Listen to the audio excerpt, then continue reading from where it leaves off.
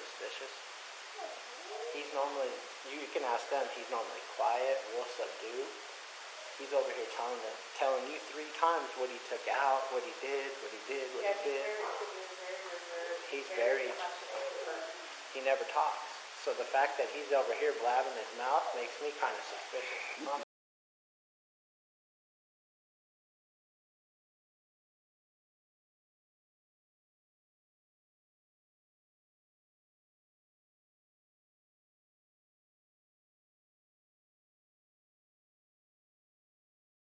So Chris, it's your house.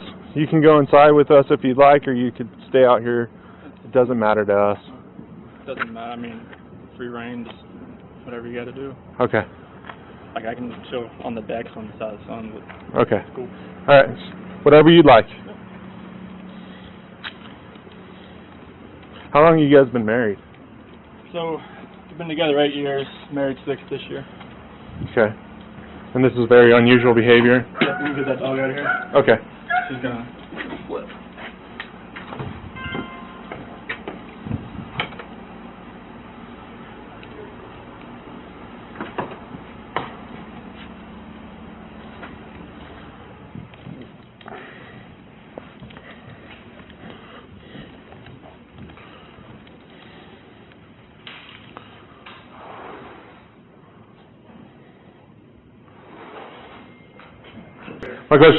I guess my question for you is, would it show her leaving with the kids? Did you have any alerts? If she came out here, yes. Like if. Did you have any alerts today with that? Just when her friends were here. Does it only record when the doorbell rings, or anytime someone? If you're like right here, it should just start. The proximity should hit up. Okay. And if you had anything on that today? Just her friends. And what time was that? 12:10 and about 10 minutes afternoon. Okay. But nothing between the time when she got here this morning? Like she got here at 2. Only thing this morning? 2 o'clock this morning. Okay. Like 1:48 on here. And the only thing that was weird was that the garage door said as left open after I left. And it might have been the sensor, but like my phone doesn't show when for your alarm? Yeah, it doesn't show if it shuts. And who's your alarm through? Vivian. Okay. But Nikki, her friend that came here about 12:10, she said the garage door was shut when she got here. Okay. That was the only thing that was weird. All right. Were you going to hang out there, or you want to come in here? I'll start here. Okay.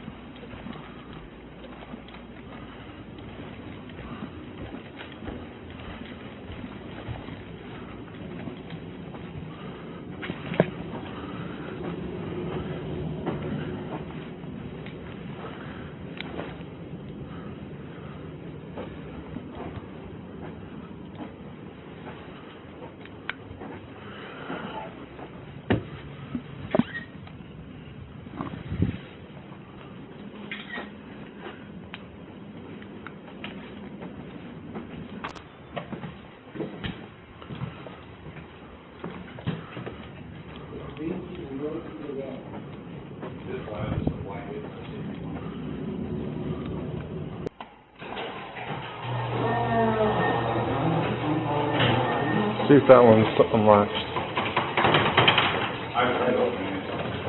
It's locked.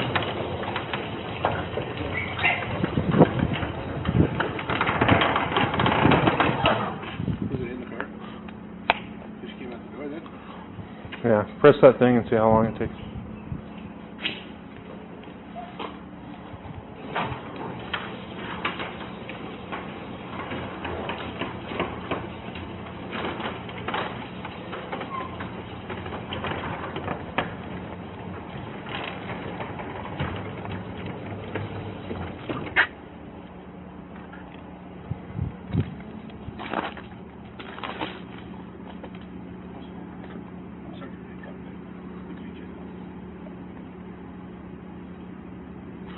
So she doesn't have any family or anyone around here? Neither of us do. They're all back in North Carolina. We moved here back in 2012. Came out here to visit some friends during Thanksgiving, fell in love with the place, picked off every option. Last thing I'm going to do is hospitals. I mean, hotels. I mean, there's so many, but And no one's heard from her today? Have you checked your bank accounts? that's another thing I was going to do, because I don't have access through here. Let's go check those and see if she pulled any cash out, or if there's any strange charges or anything. Okay. Can you log? I can't log in because she does all the finances. Okay. So I know her password. I just don't have her used already. Not sure what she would have used that way. Sorry, my phone's just blowing up right now. No, you're fine. Who do you guys bank through? USAA and Chase. Can you call them and see if there's been any activity? Any withdrawals or anything? And then the suitcases that she came home this morning with, which ones were those? Was it the black one that's sitting right there. Not the one in the bedroom? Mm-mm. That was from the last trip, when we just got back a few days ago from North Carolina. She went to Arizona like 2 days later. That was when we just got put back down in the basement.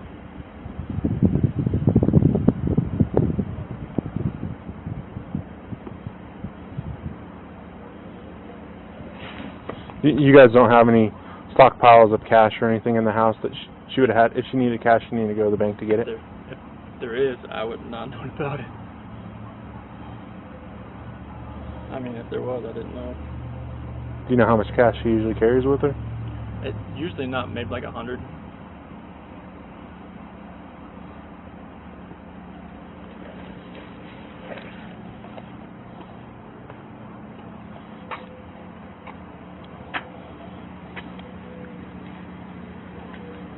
Your turn signal's on. It's been on. Might have to turn and hurry.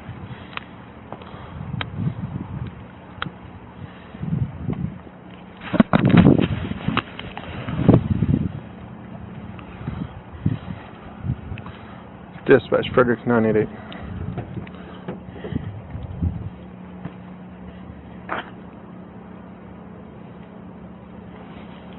Can you log Queen Frank Tom 682?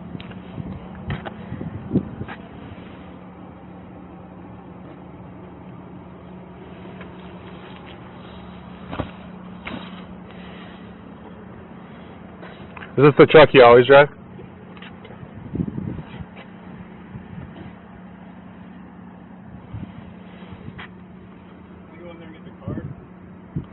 Yeah, you can go in the house, yeah. That was on the 12th. That was on Chase. It was like $15. It was various kind of vague taxi cab limousine service. Does she have a passport? Yeah, I'm not sure what that is. I'm not sure where she keeps that one. Kids have passports? No. Are they old enough? How old are they? 4 and 3. Yeah, they're on. Oh, they are. No, they haven't traveled anywhere other countries. Yeah, you have a passport for all of them. Oh, okay. So that taxi cab service, did you guys use anything like that? Because that might be Uber. That's crazy.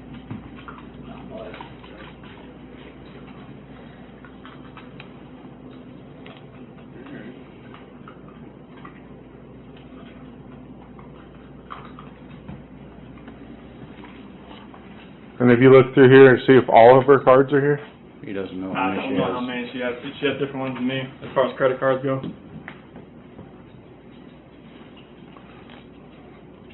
Like we have the same debit cards, the same account, but like These are your debit cards? yeah, those are the same account. I got a picture of all of them.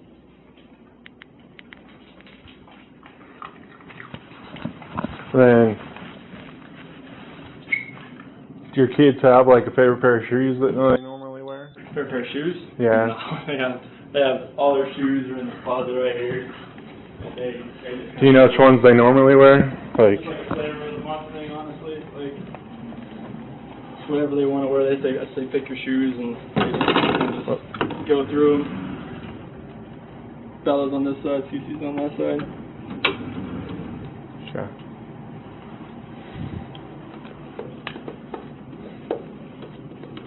Your kids take any medication? Cece takes Singulair and Omeprazole. How often? Singulair is every night, for allergies, and omeprazole for the kind of for like the acid reflux. Is one of them on inhalers? They haven't done it since they got back. I think it might have ran out because the last one I saw had 0 on it, so we hadn't refilled that one yet. From North Carolina? Yep. And when did you guys get back? I think it was, so it would be, I went back to work on the 8th, so we got back on the 7th. Okay. And then she left for Arizona on Friday and got back last night. And she had the kids with her last night? Yes. Or you had the kids? Oh, I had the kids like all weekend. Okay. Yeah. They went to a birthday party yesterday over at a friend's house. Probably about 2 nights ago, 3 nights. Well, when she was here, so probably last time was Thursday night, Friday. Okay. And then your kids, do they sleep in their own beds, or do they sleep with you guys? Those 2 adjacent rooms, they connect to that bathroom. You're lucky. I'm know very that, lucky right now. Comforter and sheets and stuff are off in the master bedroom. I know. So like when she got back from the airport last night, usually like she just jumped into bed. So, like most of the time when she does that, she'll want to wash the sheets the next day to get the airport off them since she just came off the airport. Okay. That's the only thing I can think of. But they were still on it when Oh she yeah, she was when in you bed. left? Yeah. So you were in that bed last night? Yeah. I was up there because the monitor and stuff was up there. I was waiting for her to get back home. And then she works from home? Is that right? Yes, direct sales. Okay. So she works from phone, anything, the computer. And then is that the office she uses for work? Oh, she can do anywhere in here. She can be on the couch. And Oh, okay. She doesn't have like a designated area. no. All right. She can go anywhere.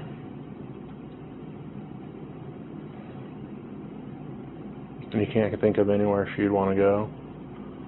She go for walks around here? No, I go for runs. She doesn't really do anything as far as going for walks or anything. And you've talked to all the friends you guys have around the area?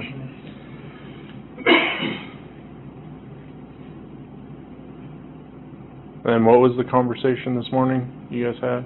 It was about selling the house and separation. And how'd she take that? We were both pretty emotional. We was both crying. And then did you see her before you went to work? Did you say anything to her? When she went back, like when she told me she was going to go to her friend's house and be with the kids, take the kids with her. Oh, she told you she was taking the kids to Yeah. her friend's house? Yeah. She didn't say who, though? Oh, no. But she was still in bed when that happened. And this was after the conversation? Yeah, it was between like 4 and 5 a.m. I woke up about 4 o'clock. What time did she get home? 1:48. So did you guys sleep for a little while, and then Oh yeah, like I was passed out when she got home. did you wake her up? Yeah, when I got up.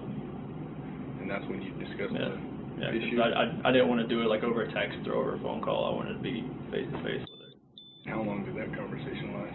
Probably like 30-45 minutes. And then you went to work? Mm-hmm. I left about 5:15, 5:30, probably in that time frame. And then she said she was going to a friend's house with kids? But she was still here when I left. You went to a job site, or you went to the main plant, or where'd you go? I went to location first. Where was that? By Hudson, over there, east of Hudson. And there was someone there at the time when you got there? No. One of the operators, he had an issue there on Friday, about to run over the weekend. I went over there just to kind of verify what kind of issue he was having, see if I could fix it. Then we went to a pumping unit across the ranch over there. Over there most of the day. That's when I got the phone calls and text messages, and that's when I came home. Are you guys on like Area 49? Where are you guys at? Oh, like, you know where like Roggen is? Yep. Yeah, out there. Whose ranch are you on? Survey. Okay. I know where that's at. So what kind of tools did you have to load up in the garage? It was just mainly I got my water bottles, my water jug, my computer, book bags. I had my containers full of just my O-rings, all that stuff, just putting it all in there because I took it all out. Do you load it up every day? I'll just like on the Monday, like after I get all that stuff, because I had an issue where somebody stole all my tools out of my truck. My pipe wrenches are gone, my socket set's gone, my wrench set's gone. Like we had an issue. That's why I parked my truck in front of the neighbor's house for like a few days, just to see if I could see if anybody was breaking it, tried to break into my truck again. It was my fault. I left it unlocked, so. as far as the toolboxes on the back. So on the weekend you download your stuff, Everything out. Mm-hmm. and then on Monday you load it Oh back yeah, up? I just put it all back in, just to kind of get everything out of my truck, clean it out a little bit from the whole week, because it gets filthy in there. How long, you guys lived here since 2012 or a different house? No, like, so 2012 we moved here, lived in a friend's basement in Broomfield, Okay. and we closed on this house. It was built 2013 in May, and that's when we moved in there. Okay. Does she have any other friends in this neighborhood? I mean, we haven't talked to many people around here, honestly. It's mostly in Erie Yeah, and Broomfield? Erie, Broomfield, Frederick. Where at in Frederick, do you know? So we had, they just lived up here in Frederick Way. They actually just moved down to Thornton, Nick and Amanda Thayer. Okay. Nikki, she lives up, the one that was here, she lives in Frederick. The one that dropped her off? Yep. Okay. Yeah, she lives like over there building that new stoplight, that bridge over there. Right. Okay.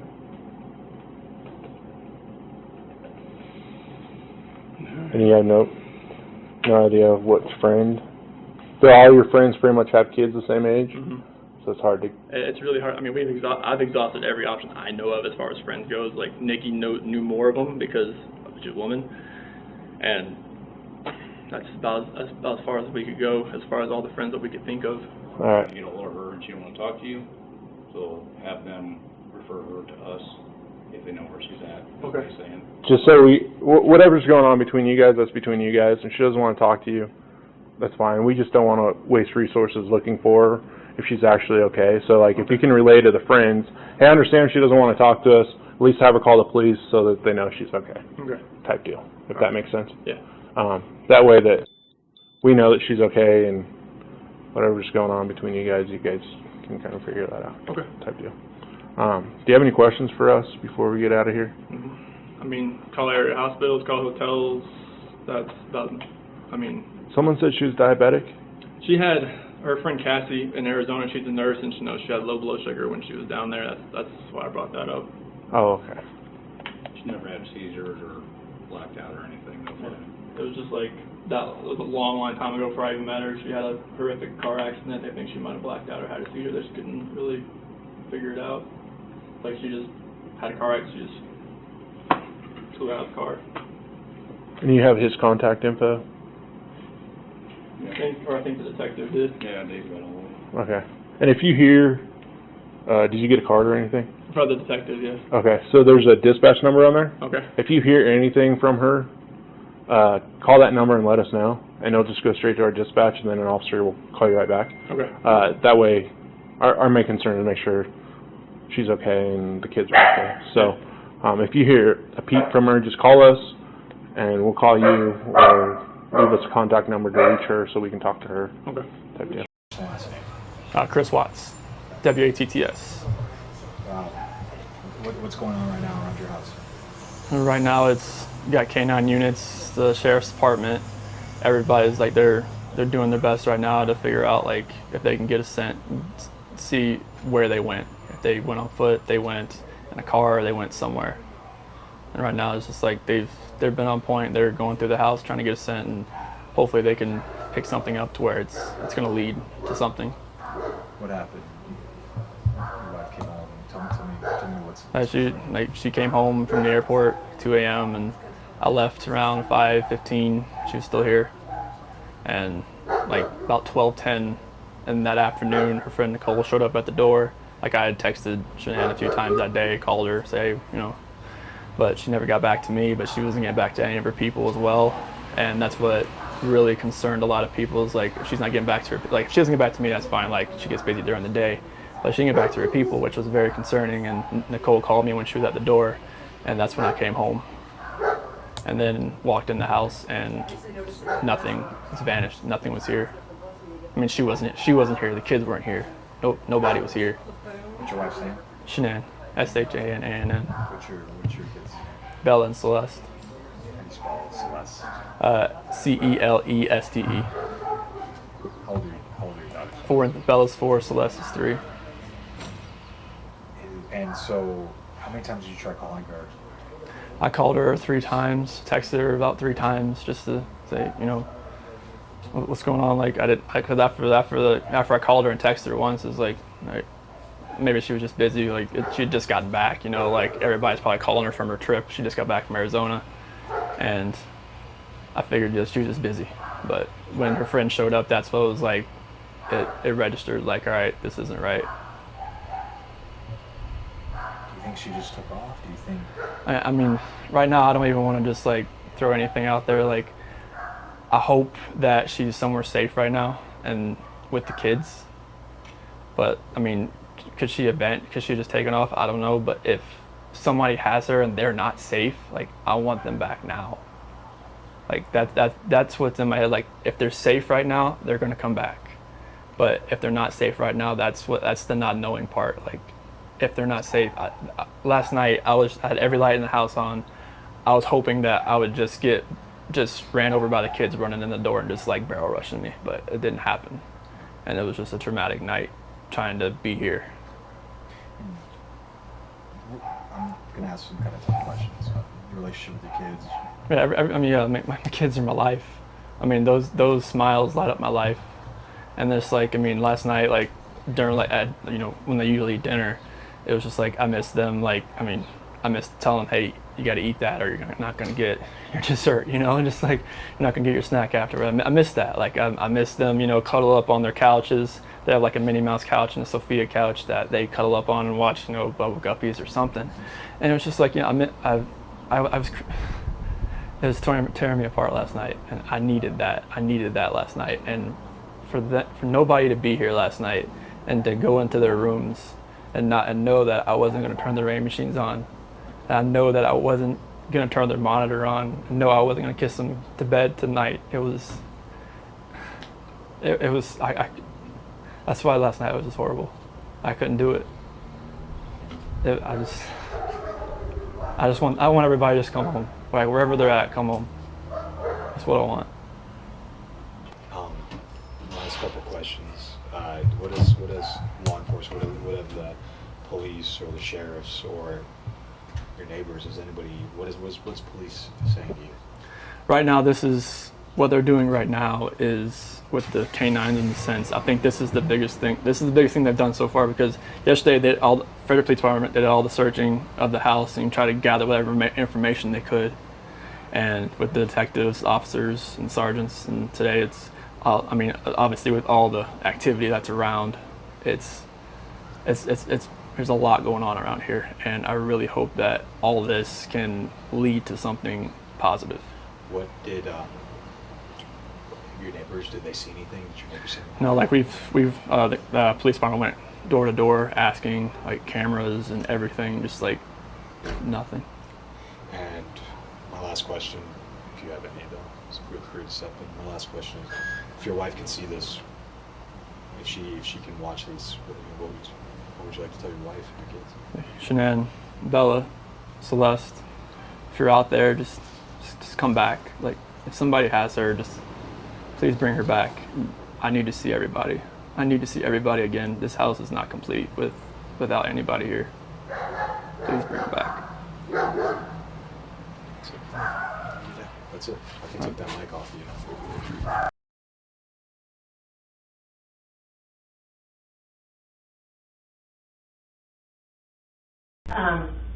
There's actually only, nervousness or anxiety cannot cause you to fail a polygraph. A lot of people think that too, that if they're really nervous that it could cause them to fail.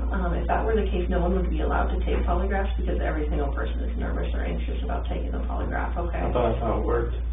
On nervousness? Yeah. No. There's actually only two ways you can fail a polygraph, okay? The first way would be if you fail to follow my instructions. I'm going to give you a lot of instructions today about how to sit still, how to answer questions, things like that. So if you fail to follow those instructions, you will not pass today's test, okay? The second way would be if you choose to lie to me today. Lie to me today, okay? Obviously, this is about 100% truth. Even if there's, something that you didn't tell the investigators, since Monday, I guess, is when you and the police were involved.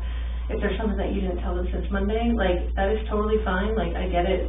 People aren't going to remember every single detail every time they talk to someone. As long as you tell me what the truth is today, you will have no problem with passing, okay? I promise you that.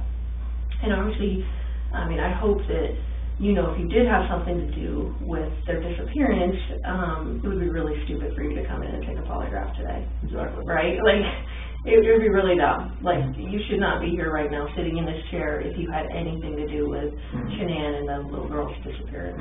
Okay? Okay. And it's Celeste and Bella, is that right? Yeah, I'll call her CC too. CC, okay. If that comes up. Okay, perfect. So, and I know very small amount about the case. Okay. Just because I want to know less about the case, because I want you to be able to tell me about the case. I don't want to have some preconceived notions about the case, and that's why I don't want you to assume that I already know details because you told Detective so-and-so, you know, that kind of stuff. I want you to be able to tell me like you were telling someone for the very first time about what happened when we get into actually talking about what happened, okay? Okay. Do you want a Mountain Dew? Oh, no Mountain Dew. You stay away from that I stuff? haven't had soda in like years. Well, don't start now, right? Do you have any bad habits? I used to, like Oreos and soda were my go-to. During the pregnancy? Yep.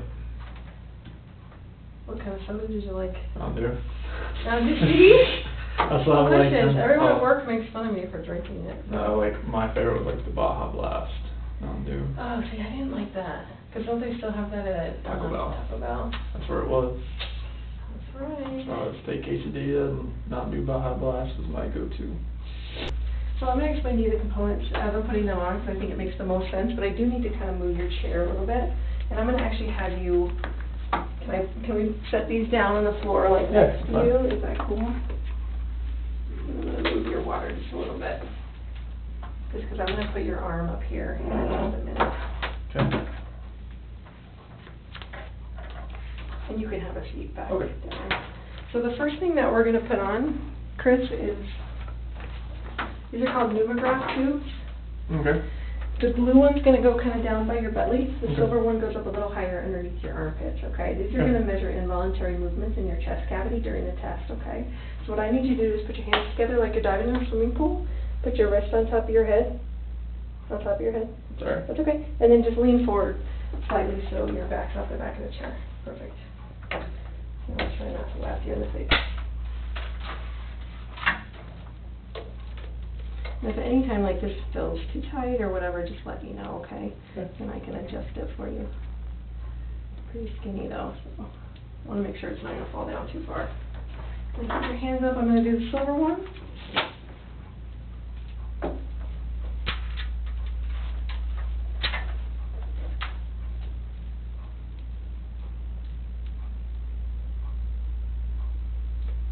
Does it feel like it's too tight or does it feel okay? Okay. Okay. Sounds like the right toe. So the next thing we use, you can put your hands down, Okay. I'm sorry. Chris is a blood pressure cuff. Okay. This is the same kind of blood pressure cuff you would find in a doctor's office. Obviously they're trying to get your blood pressure when you're in there. I use this to measure the rate of blood flow through your body during the test. And we've actually found it's much more, we get a much better reading if we put it on your calf instead of your arm. So are you okay if we put it on your calf? So just go and put that leg just straight up in the air for me.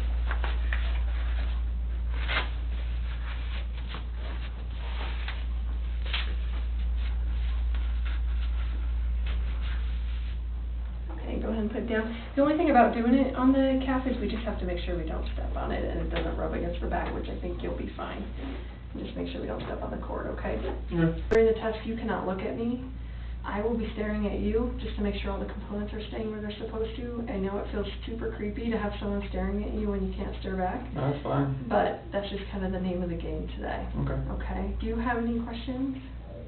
No, like, I'll try not to sneeze or burp or anything like that. Yeah. Or laugh or anything like this right here, so. Can you put your whole hand on the table? Is that okay for Yeah. you?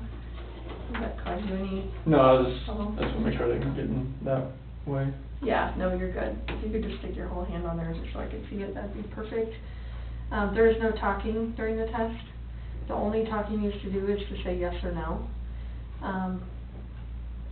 Sometimes people have a problem. Can you look at me right now? Oh, sorry, I'm just no, practicing. you're practicing. you're like in the zone. I'm practicing for it. That's okay. So when I ask you a question and a lot of people have, you know, an automatic reaction to go yes, No, they move their head. Yeah. So just be conscious about the fact that your whole body, including your head, needs to be completely still. The only movement that's actually going to happen from your body is your mouth to open to say yes or no. But your head should stay still. So so if I tell you, if I have to give you an instruction like stop nodding your head or something like that, just stop and just open your mouth and say the word instead of moving your head, okay? Does that make sense?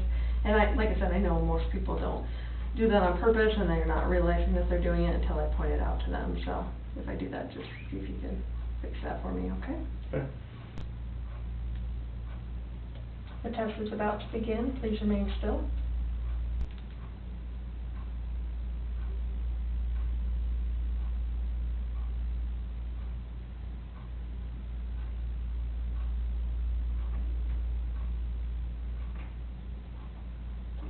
Do you understand I will only ask you the questions we have discussed? Yes. You understand?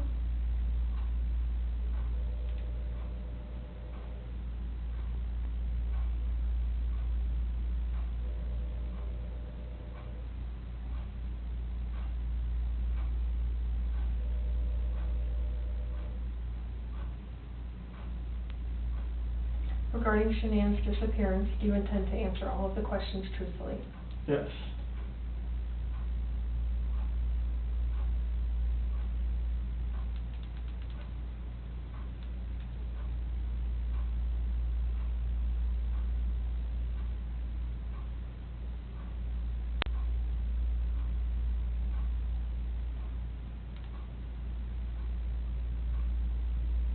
Is your first name Christopher?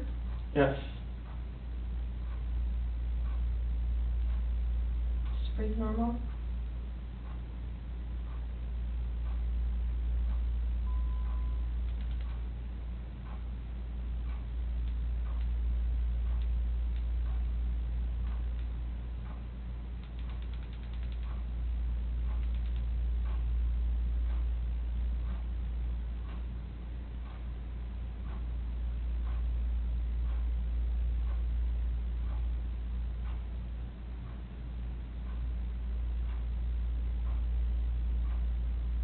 Before 2018, did you ever lose your temper with someone you cared about? No.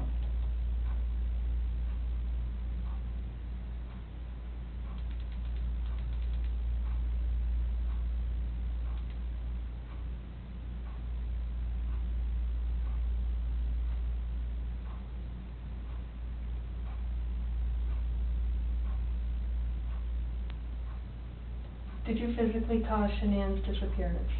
No.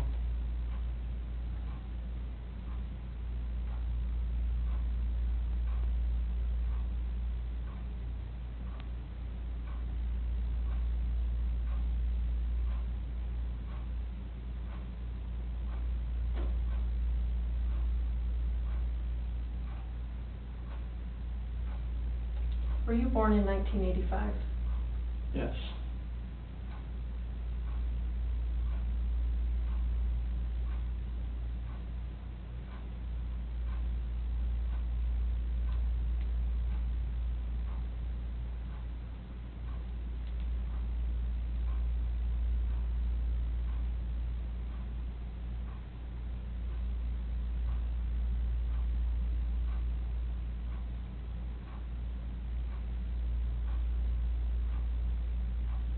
Before 2018, did you ever say anything out of anger to a loved one? No.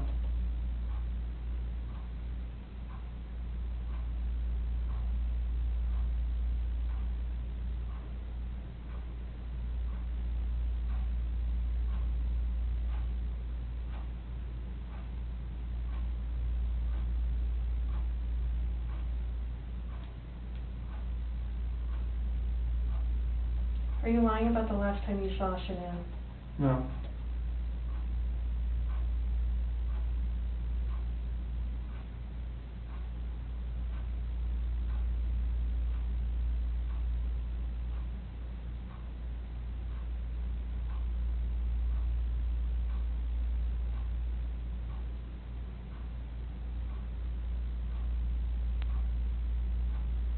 Are you now in the state of Colorado?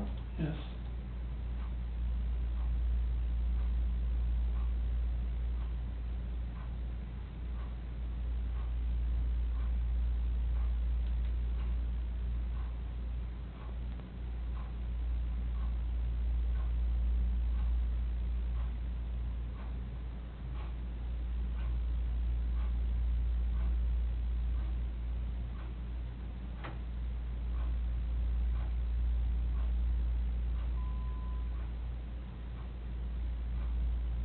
Before 2018, have you ever wanted to hurt someone to be even with them? No.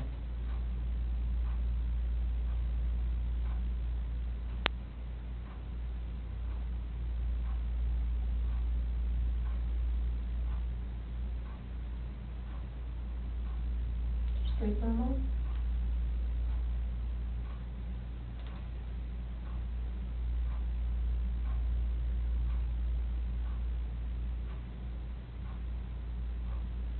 Do you know where Shanann is now? No.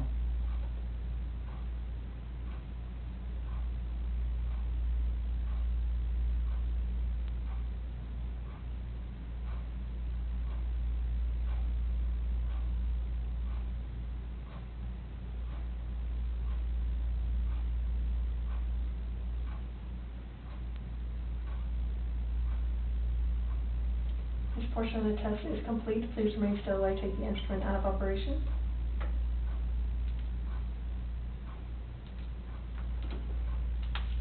You can relax. How do you feel? Horrible. Horrible? Nervous. Yeah? Just like trying to look at something without nothing there. The chair thing? Yeah. Yeah. I know, it gets kind of weird. Like, that's why I always tell people not to I try just to felt like I go was just, outside. I don't know, on my feet and trying to keep everything still. Do you feel like you're in a good position right now as far as how I you're just- sitting and that yeah, kind of I stuff? feel like it's okay. Okay. Just not used to this. Do you have any issues with the questions as far as you physically causing Shanann's disappearance? Is there anything that you were like, I don't like how that question's, worded, maybe, No.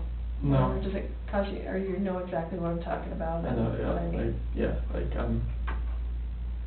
I'm there. Okay, and as far as, the last time you saw her, talking about in the bed, Yeah. when you saw her makeup coming down her face, and then if you know where she is now, Yeah. having direct knowledge of where Mhm. she would be at this moment. Okay? Okay. So, do you want to take some drink of water, or are you ready to start the second chart? I'll take some water. Okay.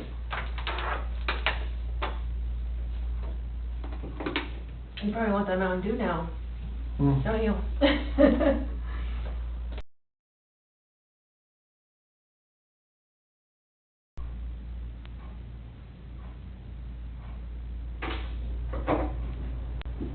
Oh my gosh, I did forget part of it, didn't I?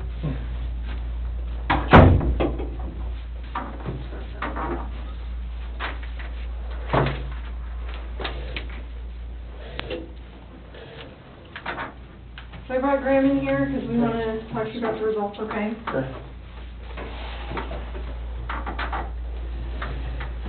So, it is completely clear that you were not honest during the testing, and I think you already know that. You did not pass the polygraph test. Okay. Okay, so now we need to talk about what actually happened, and I feel like you're probably ready to do that. I didn't lie to you on that polygraph, I promise. Chris, I know. Chris, stop. It's time. Just I'm- stop for a minute. Take a deep breath. I want you to take a deep breath right now.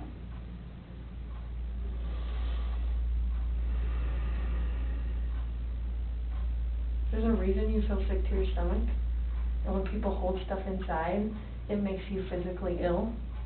And I can just tell on your face, I could tell from the second you walked in, that you were wanting to just come clean and just be done with this. And I appreciate that, because you knew, sitting down in that chair, that you weren't gonna pass today, and you knew I was gonna find out, because I told you that, and then you continued to stay, knowing that you could, at the end, say, you know what, I just need to get this off my chest. Like, I just need to tell you what happened. We're not here to play games, we're not here to do any of that with you, we just want to know what happened. So can you start from the beginning and tell us what happened? Everything that I've told you, I did not lie on this polygraph. I don't know how much I could tell you right now, like, I did not. It's not I know. even an option right now, I know. because you did not pass the polygraph, I so know. I know you were being deceptive, so that's not even an issue right now. The issue right now is what happened to Shanann, Bella, and Celeste. That's the issue right now, Okay. okay? So let's talk about that. I've I know you want to tell us. I can see it in your face. Holding this lie in is gonna do nothing for you. I know this, like, Okay. I'm not, like, trying to, like, cover things up, like. Yeah, but you kinda are, because, it's normal. Normal people would do that. Normal people that make a mistake initially are gonna go, I don't know what you're talking about, I didn't do anything. That's normal. I would expect that. It's just like if you ask your kid, you know, did you write on the wall? And they go, no. And you're like, you have marker on your hand, like, I know you just wrote on the wall. And they're like, oh, okay. That's a natural reaction that someone's going to initially lie about something like that, and then eventually tell the truth. So this is your eventually telling the truth time. This is where the rubber meets the road, Chris. Like, don't let this continue any longer, please. I'm not trying to make anything continue. Like, I want them back home, like. But you know they're not coming back home. You know that. I don't know in the back of my head. I hope they come back home. But you know they're not. I hope they come back home. Mm-hmm. And I don't know they're not coming back home. Chris, Timmy and I are confused, okay? And here's what we're confused about. I told you that we've done some work overnight. Yeah. I told you that we've got a lot of leads, okay? That wasn't a lie. I know. We know a lot more than you think we do, okay? And here's where we're confused. You're this great guy, and I'm not just telling you that, okay? I'm telling you that because everyone tells us that, okay? We can't find anyone to say anything bad about you. Chris is a great guy. He's a good father. He's a good man. We're confused as to why you're not taking care of your beautiful children. I'm not taking care of them right now. Right now. Where are they? I don't know where they're at.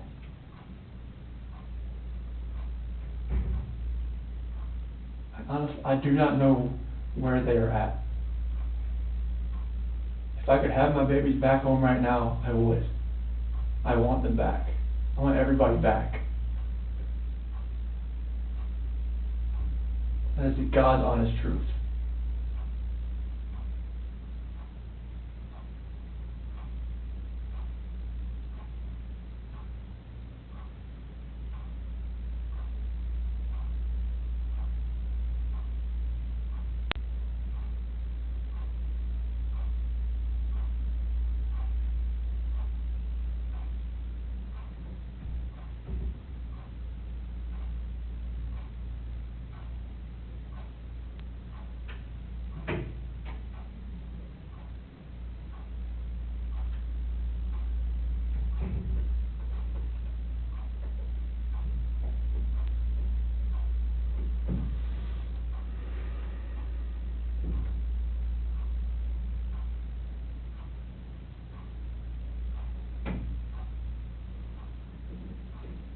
So let's keep talking about your family, okay?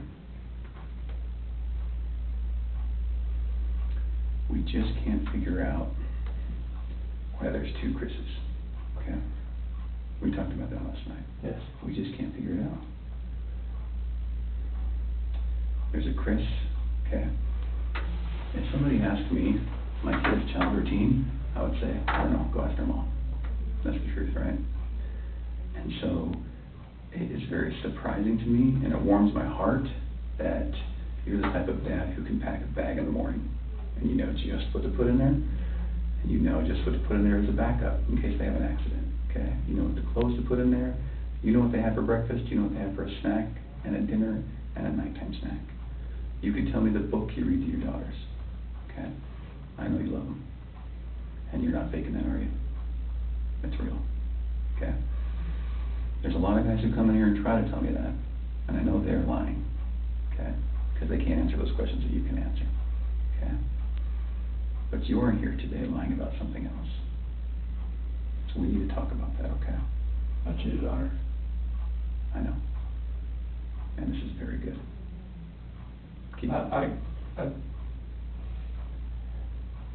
not proud of it. Like, I didn't think anything like that could happen. I didn't think I would ever do it, but I did. I know. Keep going. And she accused me of it. I denied it. I cheated on her, and I feel horrible for it. Like, she was pregnant, and it was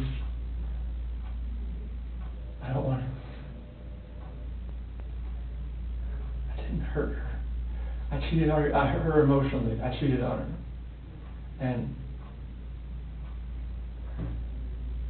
I feel absolutely horrible about this, but that's what I've been holding. When I didn't go to the Rocky game, I was with her. Okay. I went to dinner with her. Okay. Keep going. That 5 weeks I was alone, I was with her most of the time. Okay.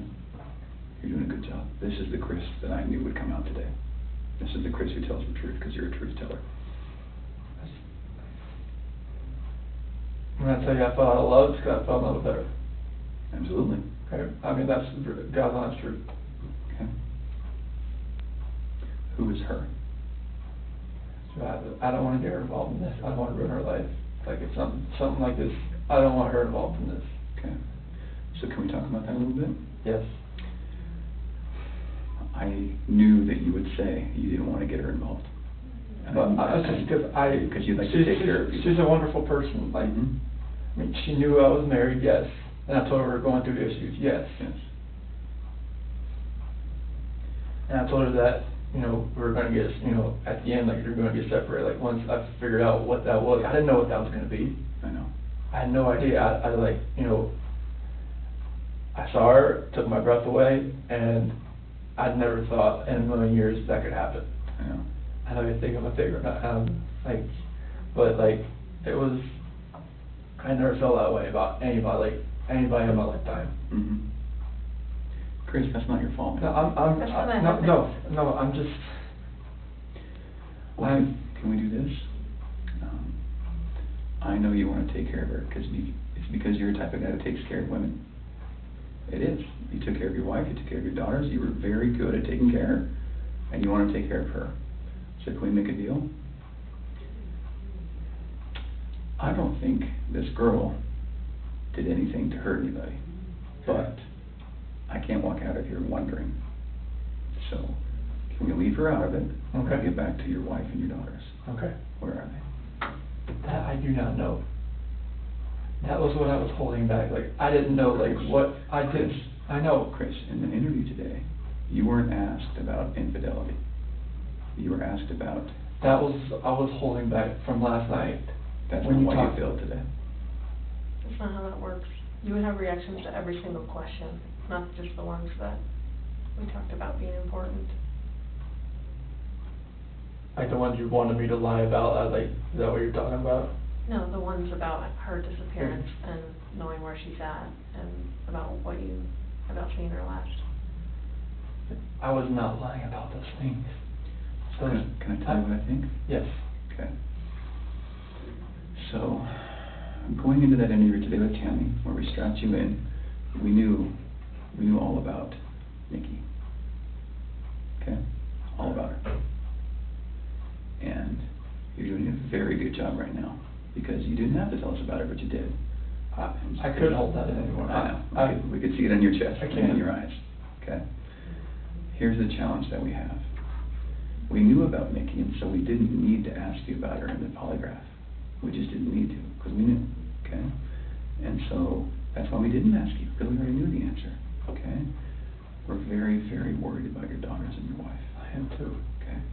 So can I tell you, maybe based on the people that I've talked to, and Tammy's talked to, based on all the investigations we've done, based on your cell phone, both your cell phones, your wife's cell phone, Nikki's cell phone, okay, based on talking with family members and friends, and based on talking with everyone, here's what we know, okay? And I'm not going to lie to you right now. Here's what we know, okay? Chris is a good man.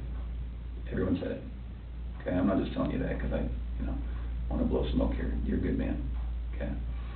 Nobody can fake answers about packing a backpack. Nobody. You either pack a backpack for your kids or you don't, okay?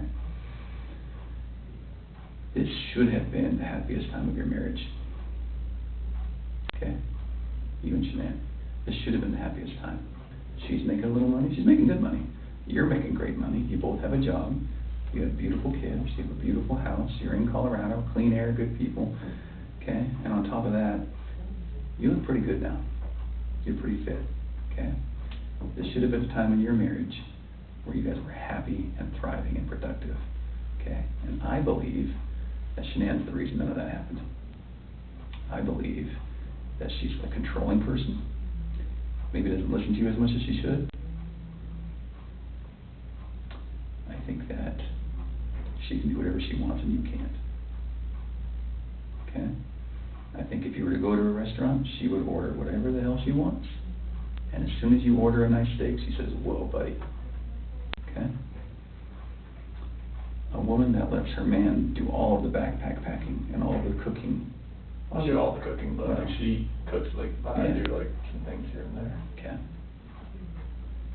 That's because you're a good person, and I think that she started on the path to leave the marriage. Okay? It's ironic that we're talking about you and Nikki. I think that she was the one who started on that path first. What do you think about that? I wouldn't have thought about that. Okay. And the other thing I think is interesting is, even though she is that type of person that's controlling, doesn't listen, does what she wants, is walking away from her kids, here you are defending her. Because to your core, you want to take care of the people you love. Okay. And that's the reason why we want to give you an opportunity today to just help us find them. Okay? Will you do that for us? I'll do whatever I can to help to find where they're at. Okay. So when she asked you, do you know where they are, or are you going to tell the truth about where they are, you failed miserably. Okay. Why?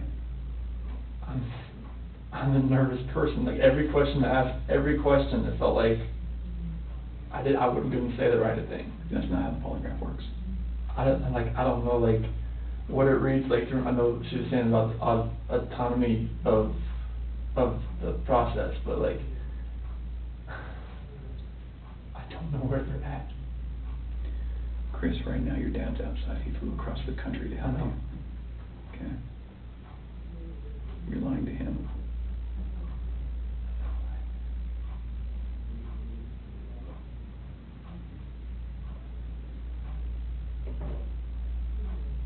You're lied to everyone you talk to. And they all bought it. Will you please help us find your babies? I want to find them. I've told you over and over, I want to find everyone. Can we go back to that night? Yeah. You know that we have texts, and we know that there's an Alexa in your house, and you know that those are trained to record distress. Okay. You know that we know the content of Nikki's text messages and your text messages and Shanann's text messages. Okay? I didn't know you knew where Nikki was until right now, so. Okay. Tell us about that night again, and please tell the truth this time. I told you the truth. I promise I've told you the truth. Like, I woke up at 4 o'clock. I woke up at 4 o'clock. Got dressed, got ready. 4:15, me and Shanann talked. About the house, about separation. Did you guys talk about Nikki? She accused me of like, all right, well, you know, is there somebody else? Sure. I didn't say it. You denied it? Yeah. Okay. Because she brought up like, you know, like, well, was there a $68 charge on dinner the other night? Okay. Was there 2 of you? And that was with 2 of you, wasn't it? Yes. Okay. That's Nikki. Okay, so it sounds like at that time there was maybe you weren't quite ready to just say, Shanann, this is everything. I couldn't say it. Okay. We were already trying hard enough. I couldn't say that. Okay. What did you say? I just told her like, this separation has to go. I want separation. Okay. Was it her idea to sell the house or yours? She initiated the realtor the week before in an email. Why? Because we were talking about the marital issues. She's like, well, you can't afford to live on her own. Well, she can't afford to live on her own, and I can't afford to live on my own. So she was like, we need to just contact man and see. And who'd you contact? Well, she contacted Ann, our realtor. Ann? Yeah. Okay. Would Ann say the same thing, that your wife initiated the contact? Okay. She would. And then on Monday, I texted her to see if she could, what she could do. Okay. And that's in there too. You probably already knew that. Tell me about the pregnancy. Was that your idea or hers? She said she was about 80-20. Well, when we did the pros and cons of it, like after she got pregnant, she told everybody that it was mainly my idea. Is that true? Yeah, I mean, I wanted a boy. Did you want to get pregnant? Hmm? Okay. And then after the fact, she said it was mainly me that wanted it, and she was about, she was 70-30 against it at that point. Like, she would tell her friends that. Yeah. And I was just like, what, 70-30 against it? Like, why? Okay.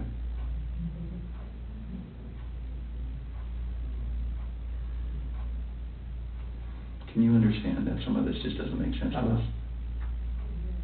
Okay.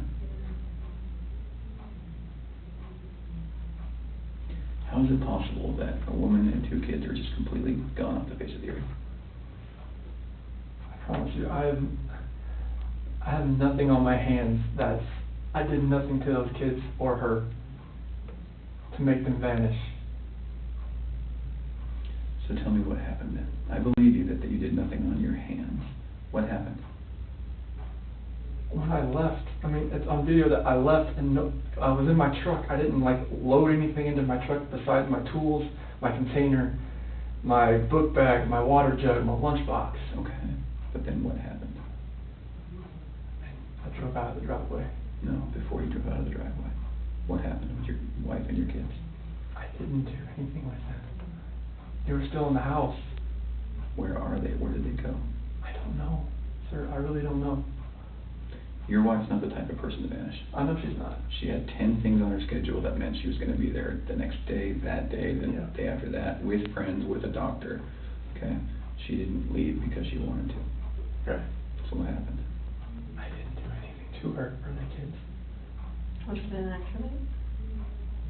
I didn't do anything. Was it an accident? There was no accident. I don't know if there was an accident in the house. I wasn't there for it. It's a big deal if it's an accident, because we can work with that, Chris. No. And I think that's maybe what happened. I did not cause an accident. I didn't do anything to my wife and kids. Was it a misunderstanding? There's no misunderstanding. Like, we had that talk. There was a misunderstanding where I didn't tell her about the affair. Okay. I didn't. That was the misunderstanding. Like, sure. Miscommunication, yeah, misunderstanding. Yeah. Good. But I probably should have told her right then, honestly. I mean, everything was out on the table anyways. Right. I should have just told her right then. But I didn't, because I just couldn't bring myself to do it. What was your plan? What were you going to do? I mean, how was the separation going to work? Like, once we got separated, I would get my own place, and then 50-50 split with the kids, I was hoping. Mm-hmm. And what about Nikki? Take it slow and just see if anything develops, like when I'm, have my own place. Okay.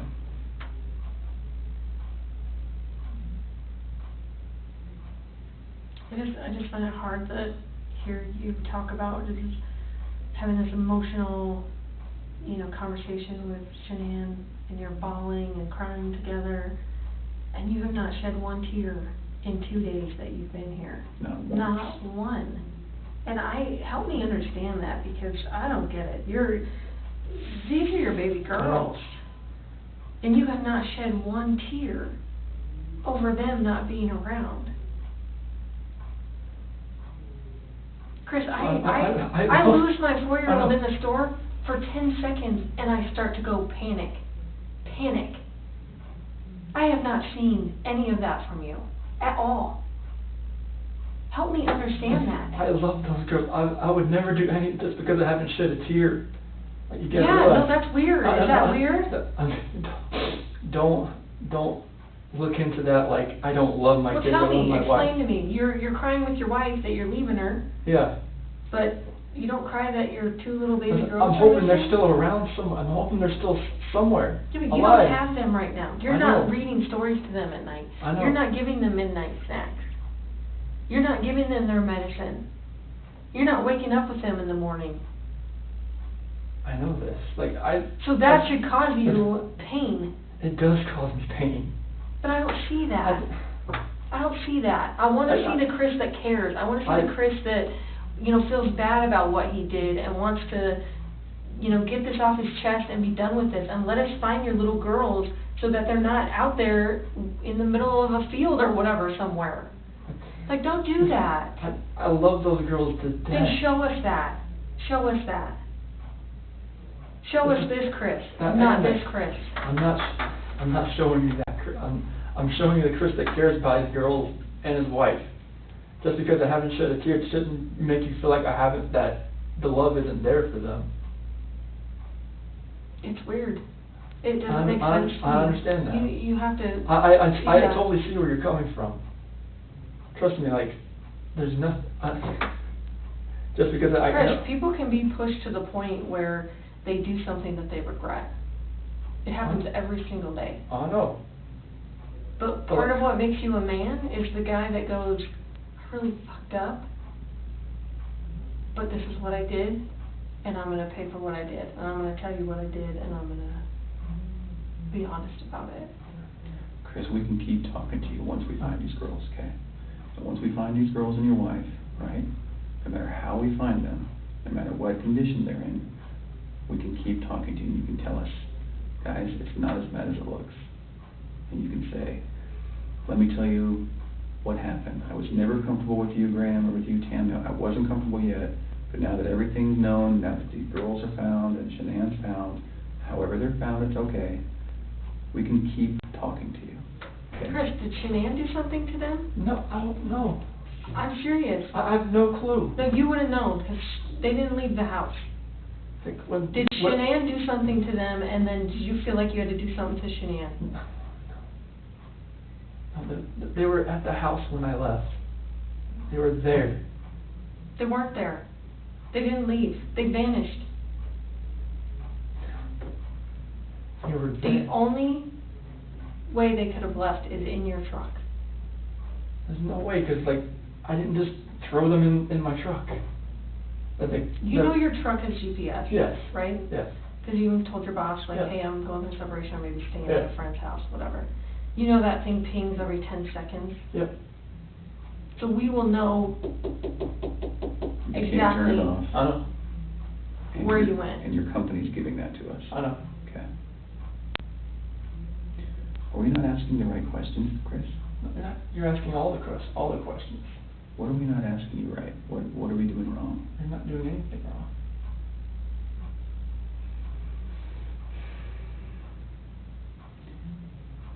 Did Shanann do something? If she did anything to these kids, we both love them with all our hearts. There's no way. It could have been an accident. Something happened in the house that you know about. You failed the polygraph test, Chris. This is not about, did you leave and your wife vanished and you didn't know anything about it. That was not what you were asked, okay? Okay. We know that something happened to all three of them.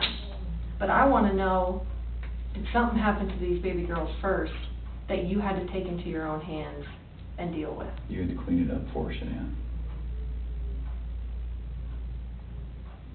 Chris, you gotta tell us. There's something that happened to these baby girls.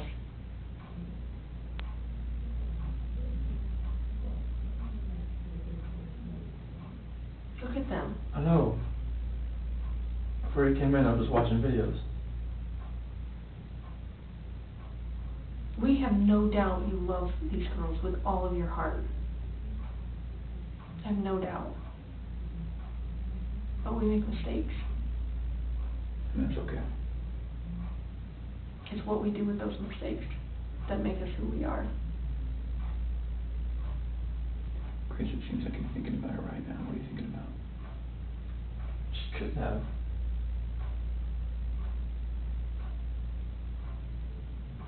I feel like you cleaned up for her. I feel like that's the type of guy that you are.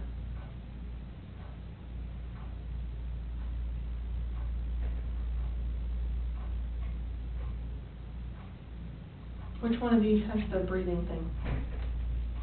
Well, they both have inhalers, but Cece has the EOE, encephalitis esophagitis. Did she have problems breathing?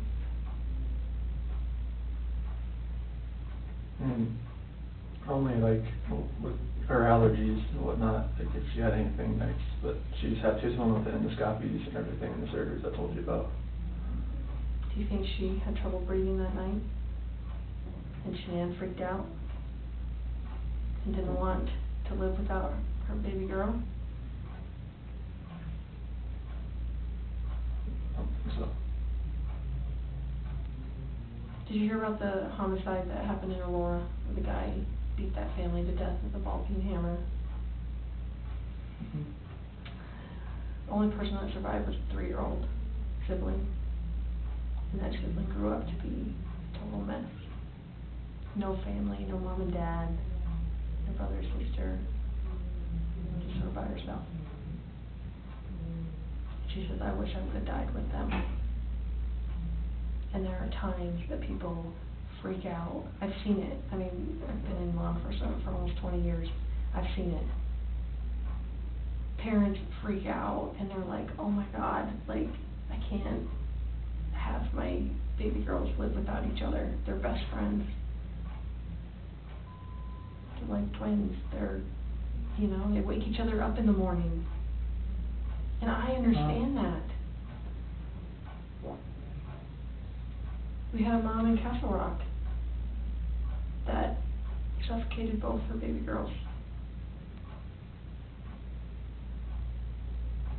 She's like, my husband was going to take them, and she's like, I just couldn't handle. I thought I was doing right by them. I thought I was saving them pain. And I get it. Why? Why was she saving them pain? Because she didn't want them to have to live without their mom.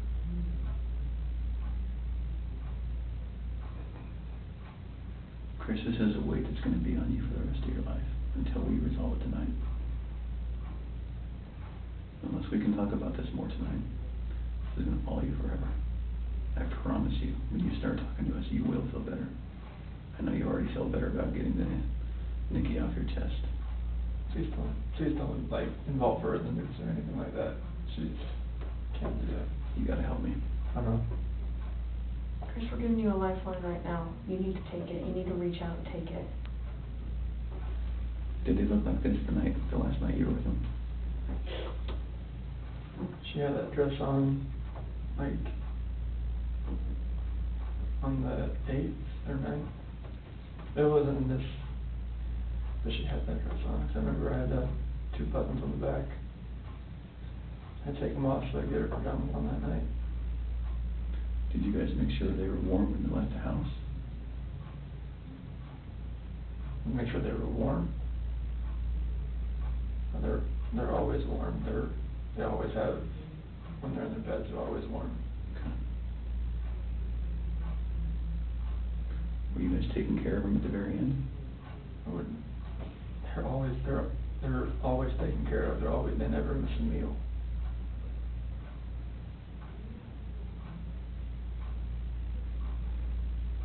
Chris, you took them out of the house with their blankets and their animals. Like, that's because you cared. That's what a caring dad does. I mean, I'm always caring for these kids. There's nothing in this world or my life.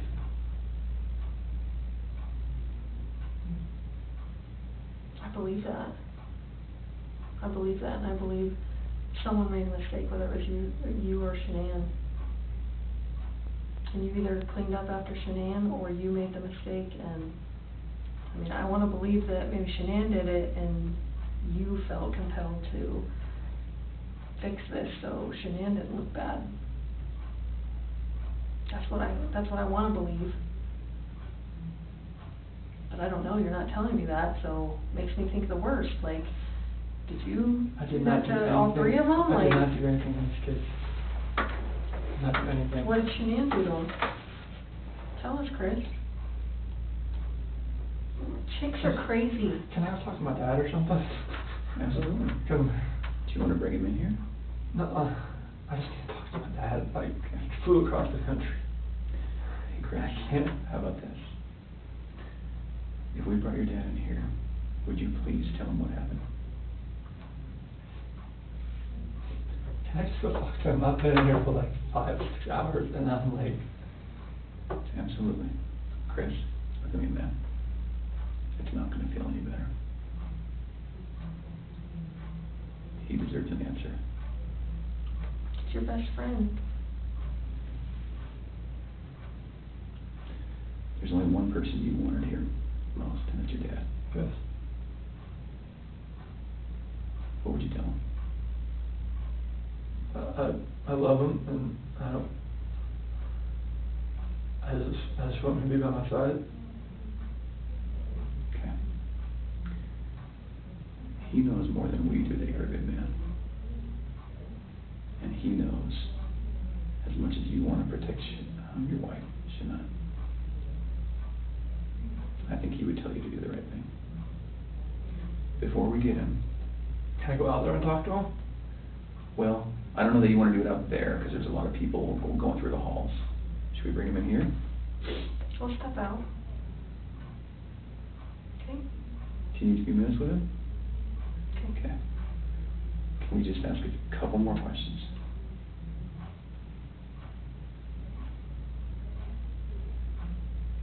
It seems like you're about to get it off your chest.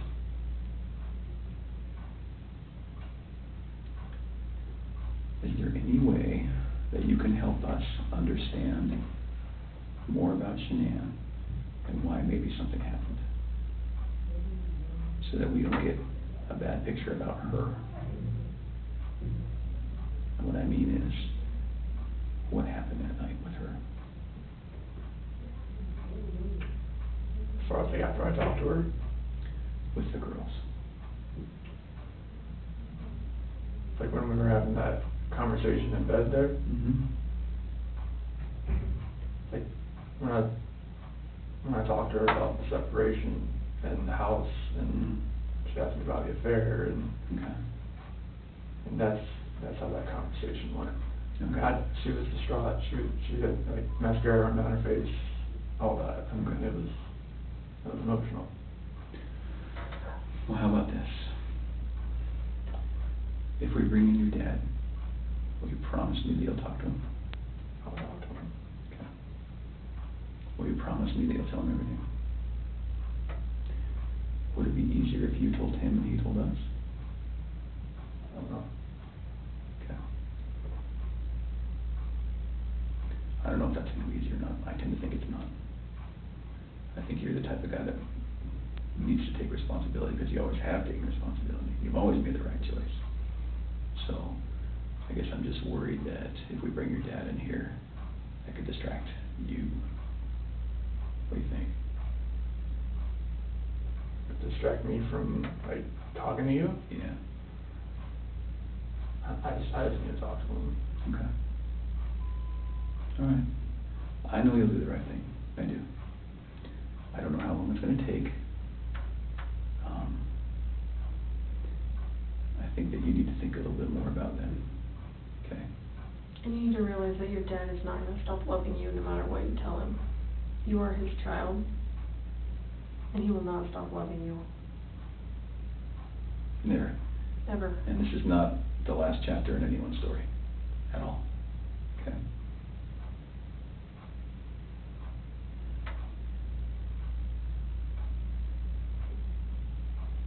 He's been here the whole time. You know, he didn't want to leave you. Have you ever seen, sometimes when an animal's owner dies, they stick around forever? I think that's your dad.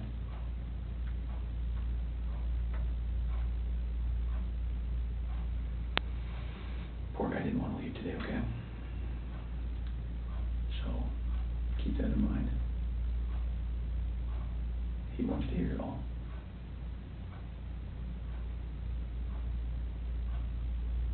All right. Okay. Yeah.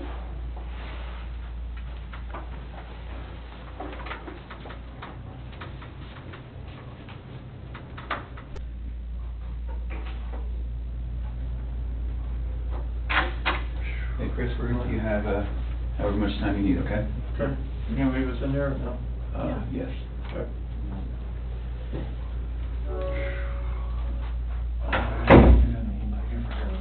I know.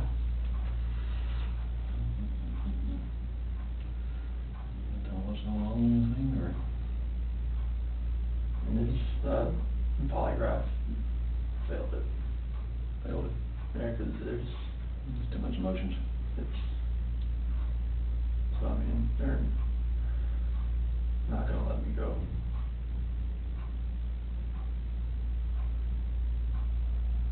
Is there any reason why they shouldn't? They know I had an affair. And they know. I can't complain about that.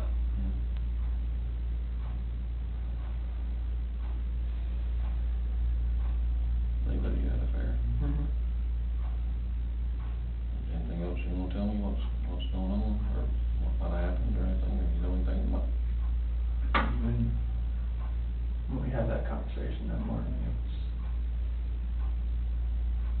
it was emotional, it was, told her about separation and everything like that. Mm-hmm. And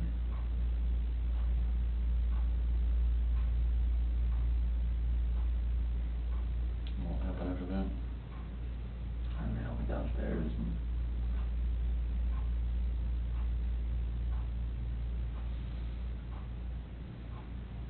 I don't want to protect her. What? I don't want to protect her. You don't wanna protect her? I don't know what else to say. What happened? Huh? She hurt him? Yeah. And then I freaked out. What now? I freaked out and I hurt her. You hurt her? Did they leave after that, or what happened? So she started hurting the kids? They were,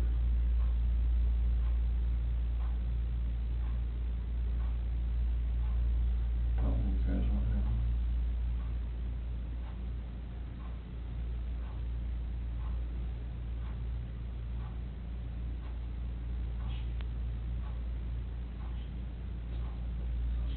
What? She smothered him? Or choked him? No. I didn't hear anything. When I was downstairs, I came back up and they were gone.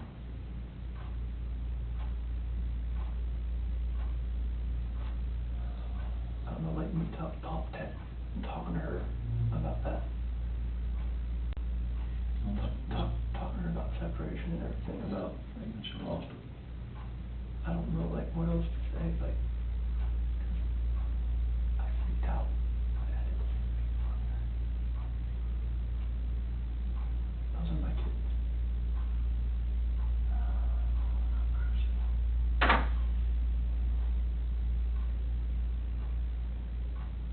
So she,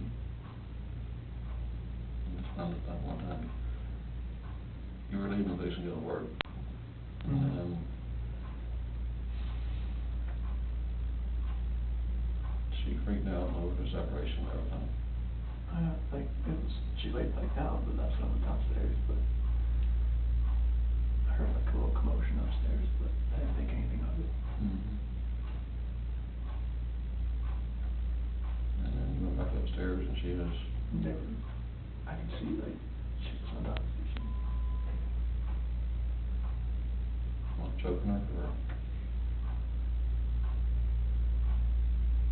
Did she kill her? They were blue. Both of them? Yeah. She choked both of them to death. I freaked out at the same thing.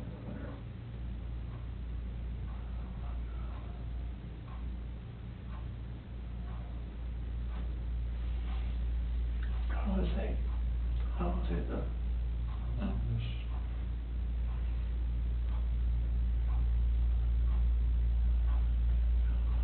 I didn't like call the cops about it.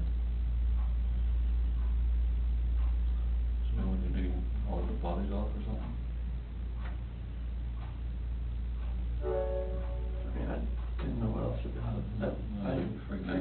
didn't know nothing else to do. Didn't know what to do. So she killed OCC and choked on death.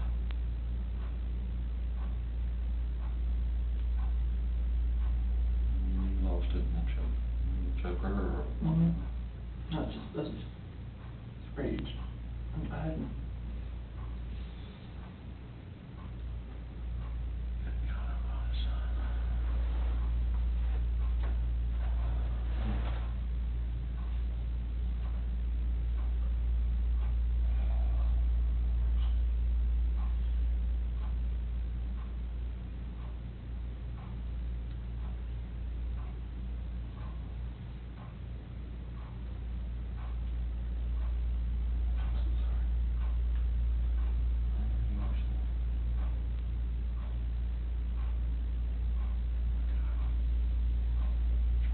Like, in her heart, I know she knew about the affair. She just was waiting for me to say something and for me to deny it again. I think she just lost it.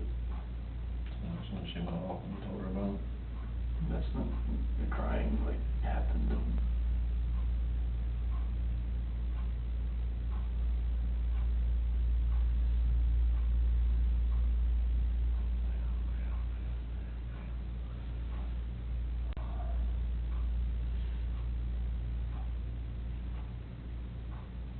that's what happened.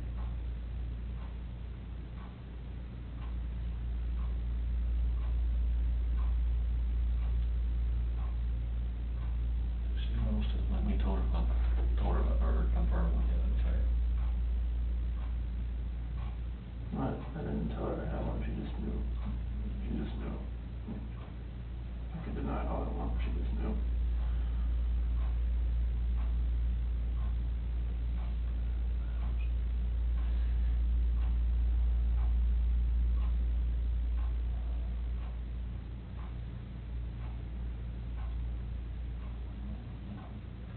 Saying that she killed both over, was it the separation or the affair? I didn't say her alone. I think she just knew, like, the affair was happening, but I just denied it.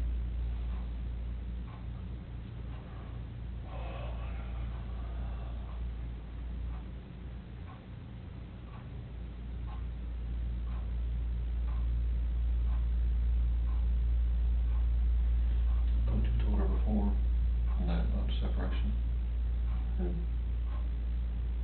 But, you know, she was hoping we'd go to counseling or something. I didn't like the counseling.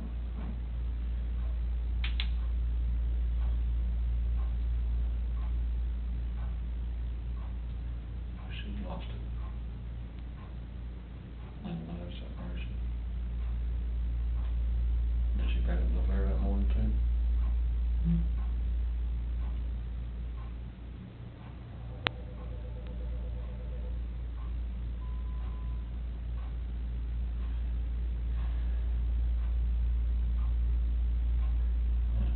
She carried the babies.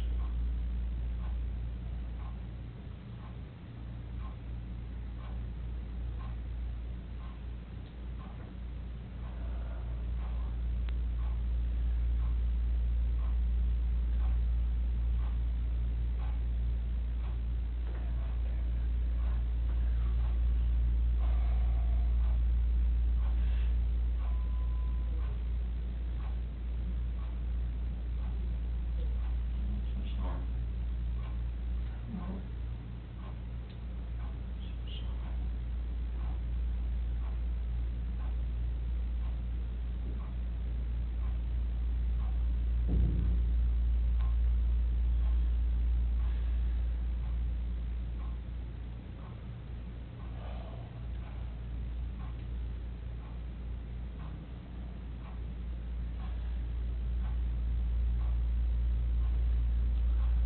I love you no matter what. So, last time I would see the light of day again. Sorry. It's the last time I would see the light of day again.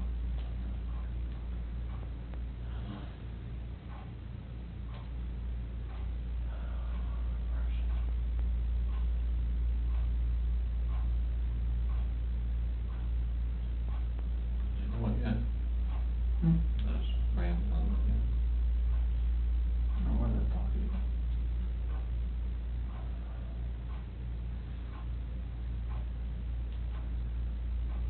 She lost it on separation.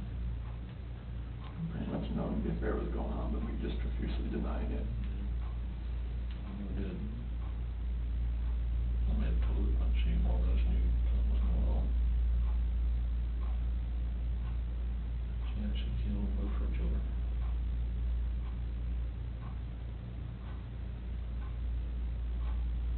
And you snapped.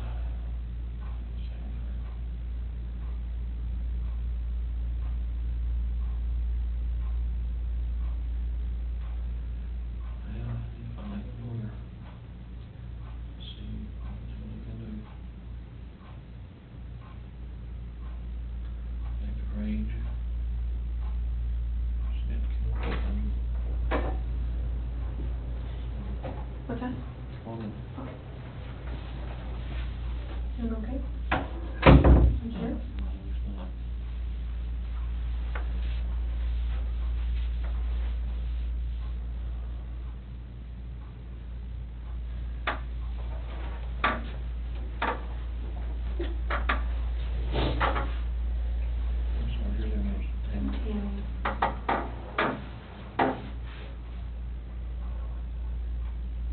Chris, help us work through this with you, okay?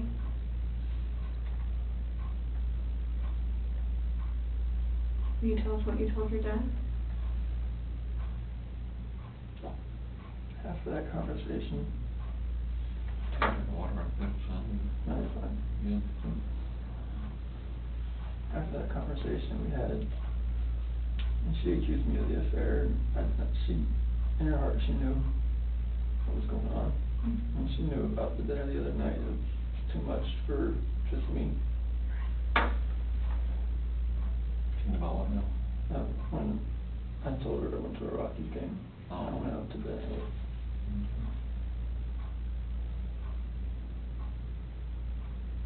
I went downstairs. And that's when you told her about the separation? Well, that was when I was upstairs in bed. And told her, what I wanted, and I wanted a separation. And that's what I want.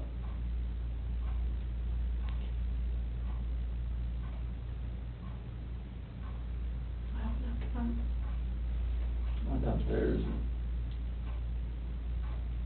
started packing up a few things. And I heard a couple things upstairs, but I didn't think anything of it.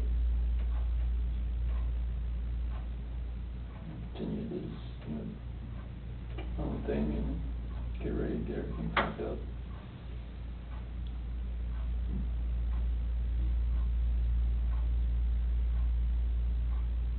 What happened next?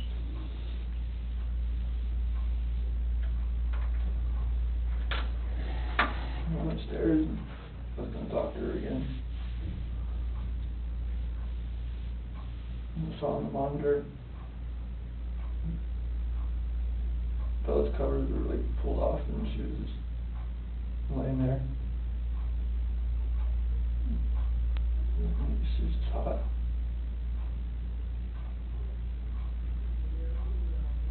So I go over to see she was in there with her. On top of her.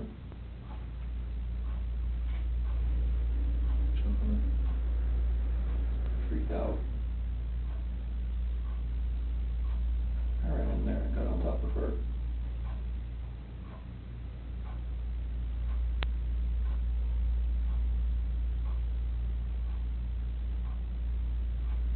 What'd you do?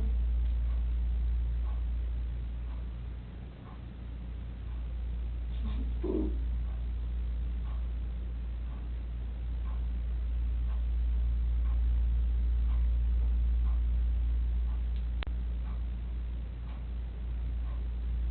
Those are my babies.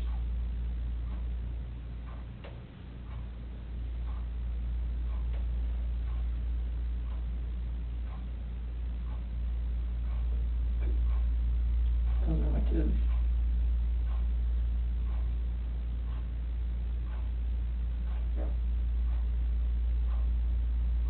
What happened? That doesn't seem to hurt. Solution?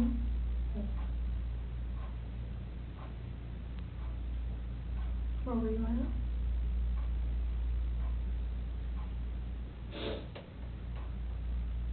Right there.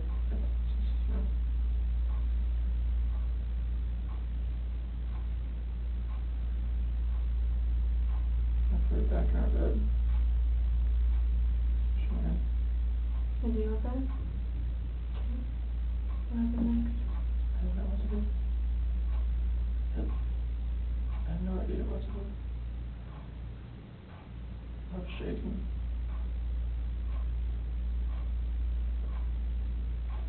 Like both my kids are blue and they're gone.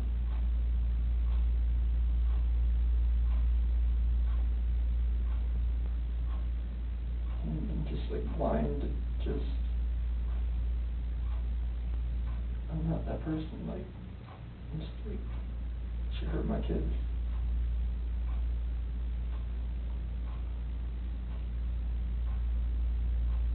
Like I had to do the same thing to her.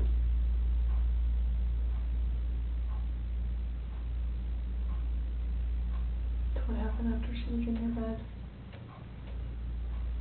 I couldn't see, I couldn't look at her. I felt horrible for what I did. And I look at my kids, see what she did. I didn't know what to do.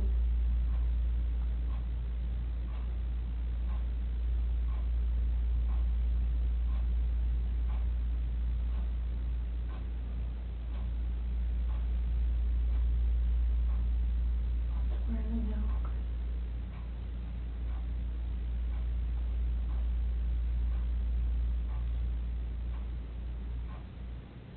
To find your babies.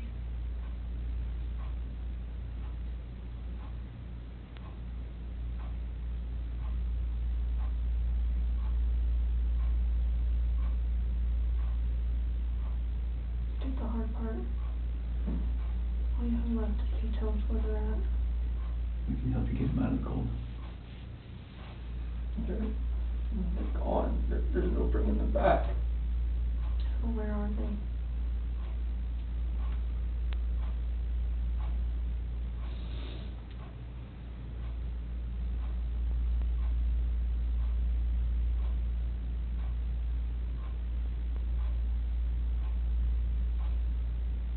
We're at that first location I went to that day. Where at? That's every 319. Where at? That location. Right there off the site. Right there. How did you pick that site? First site I was supposed to take them there. So where would we find them there?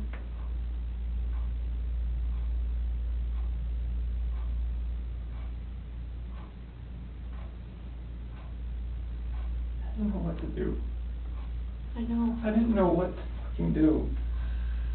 Like none of this made sense. Why would she hurt my fucking girls?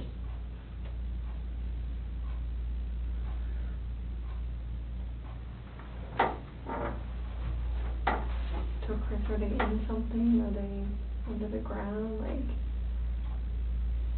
where would you find them? You take us out there? There's no way I want to go out there. I mean, I will if you want me to. I don't want to go. What if you and me and your dad just drove by and you could just say, right there, we could help you just get him out of the cold, you know, take care of him for the last time.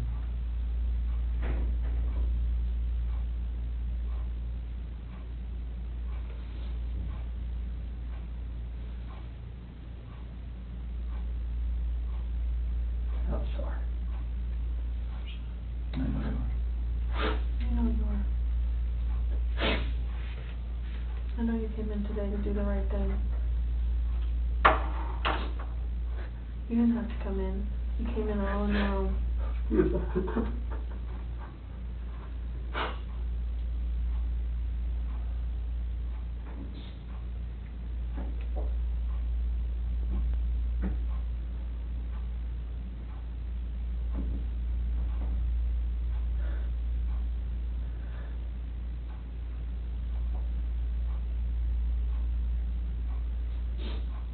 don't take anything less than. What? Says, please don't take anything less than talking about that.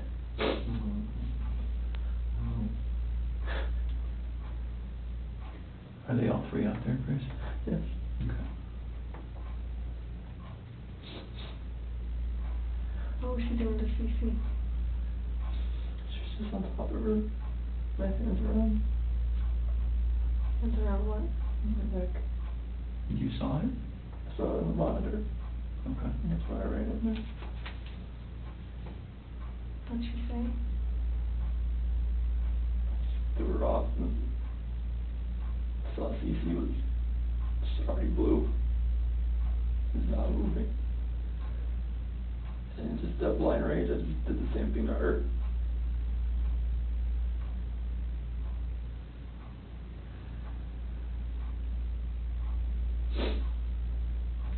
Did you ever go into Bella's room? Just put Shanann back in. That's no. When I saw her on the monitor, the way she was laying, the bed just sprawled out. Is that when you packed up their special stuff? So where'd you put them? To get them out there? In the truck. Which part? Driver's side rear. In the passenger compartment? Driver's side rear. Right behind my seat.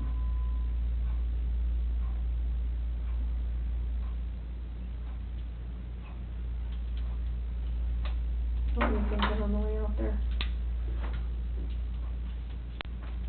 There's. And the babies are gone.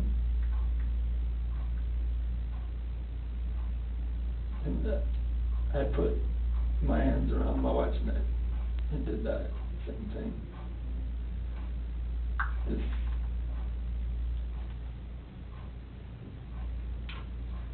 Did Shanann fight back at all when you did that? the rage that I had after seeing that, not much.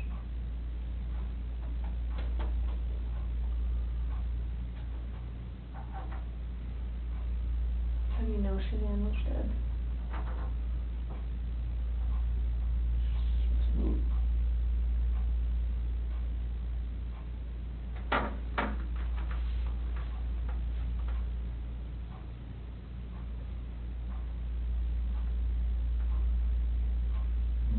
Seems like that quick. We look on her Facebook page, like 2 days ago. They had this like 4 or 5 foot long baby doll.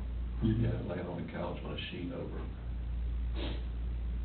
Shanann did? Yeah. Before it ever happened. Yeah. That's a good point. So I'm thinking that's not a plan. I don't know. That's a very good point. If I can't see it now, I'm blocked on hers, you look on her Facebook page.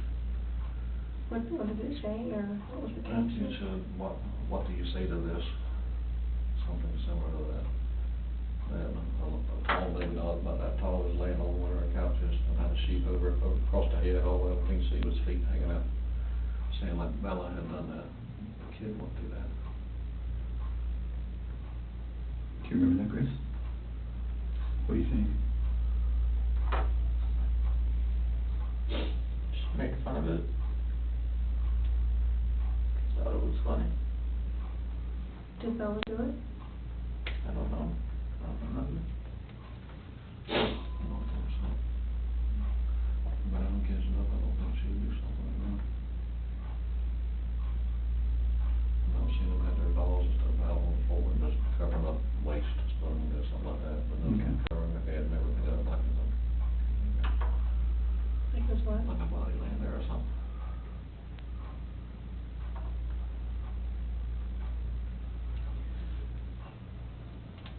It sounds like kind of, I'm sorry I lied to you.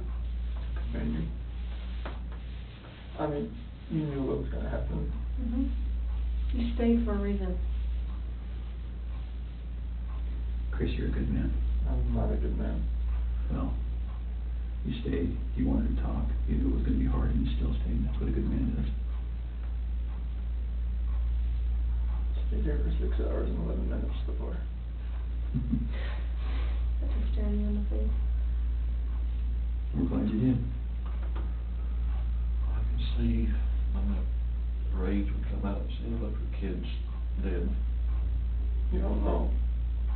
You don't know when you look at you come out and see them move. I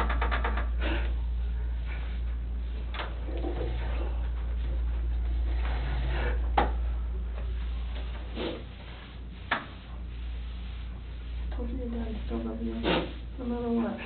How could you let someone kill somebody?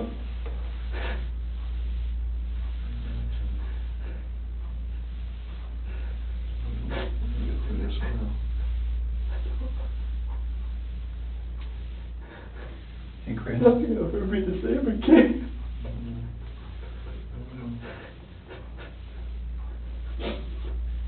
When you came in, was your wife on top of her right when you came in?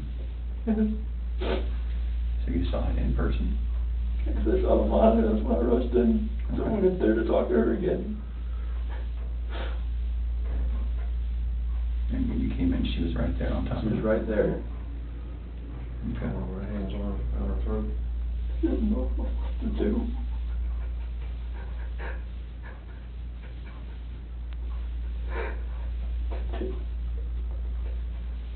Were you trying to save Cece?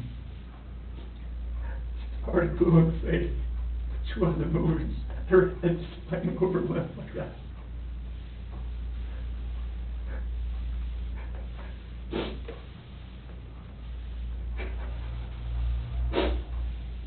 So where did you put them out there, Chris? That's really important.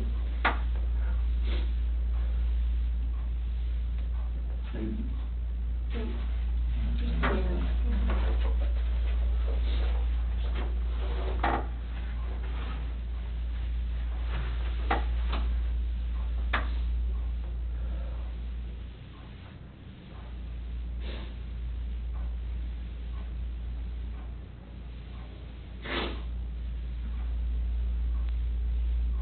Are they down in something? Are they under something?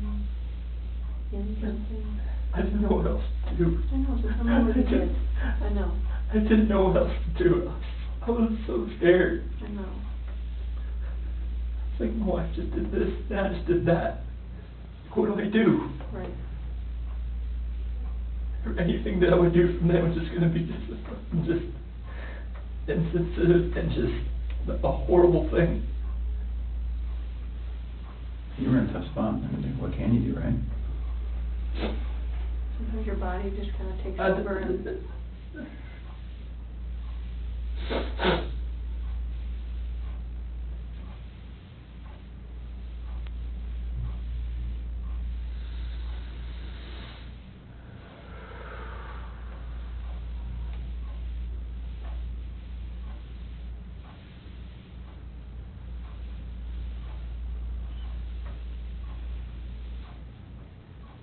I'm looking at your dad here.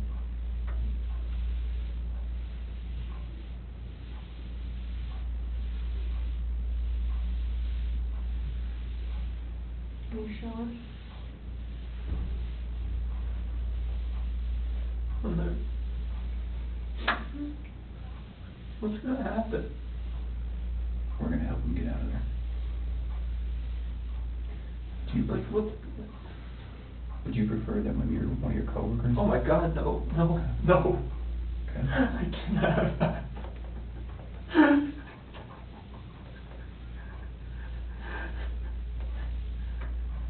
We're afraid You even said that you're about to think I'm a good man. They're gonna see this. You're like, what the fuck did you do, Chris? Like, what? Like, why didn't you just call the cops to begin with? Well, they weren't in your shoes. They don't know. I don't. They weren't living your life. I know, but still, it's like People are gonna I can judge never you like. We'll just go little steps at a time. How about that? I can't have anybody show you out there. Let anybody, no coworkers, please. Okay.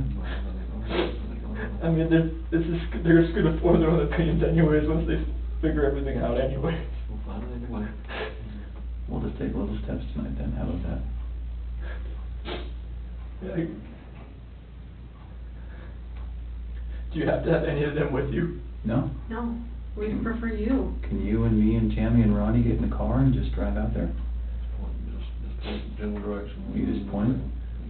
Take it, yeah. Chris, I know they're gone, but they're still your babies, and you're still their dad. You don't want them out there. I don't want them out there.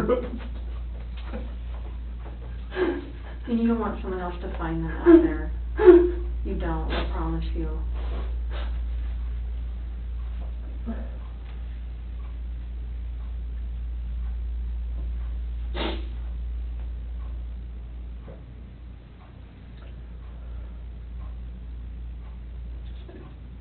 You'll take us.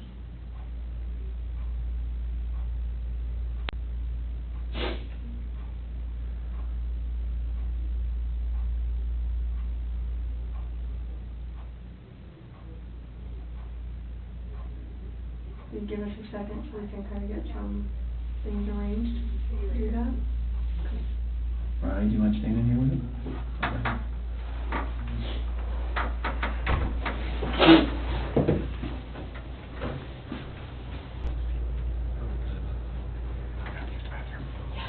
Yeah. I'm gonna have to text my daughter, have her go to my house before my wife finds out. This ain't gonna be on the news anytime soon, or is it? No, not tonight. I can't imagine it's not, no. I mean, I don't really have much say in that, but I can't see that. Do you want me to take you out to the lobby and you can go to the bathroom and then text your wife and stuff, talk to them? You might wanna go outside. Yeah, I'm gonna go outside. Just watch the press people around. Yeah, I'll see if they go out there while I go. You want your water, you want to take your water with you? Yeah. We're gonna try to do our best to make sure that we, we don't stand to gain anything by broadcasting any of this. That's not what law enforcement is ever really about. So we're gonna try our best to handle that as discreetly as possible, but they're pretty good at what they do too. So I'm not from, you're not from around here neither, are you? Or are you? I've only been here a few years. Okay. Yeah. Trying to find a lawyer or something for, not a public defender, but somebody else. We can talk We'll about talk that. about that later. Yeah. Get your phone. You got it, okay. Let's go this way. All right, we'll stop.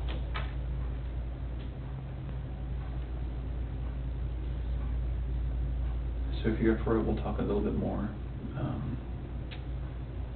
think we have a picture of, is it Survey 319? I think we have a picture. Kind of walk you through that. I'm sure you have a ton of questions for us about, how your night, month, and weekend's gonna look. So Tammy, I was just telling him, I wanted to show him that picture. Yeah. And then we're gonna talk a little bit about how the rest of the night's gonna go. That looks familiar to you? What is that? It's the BRC Survey 319. Okay. Whereabouts is Shanann and the girls? How old is this picture? Today. That's today.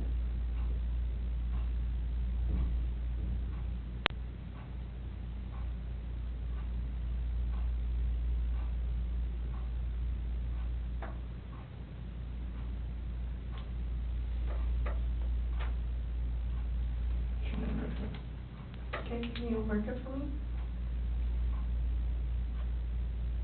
Thanks.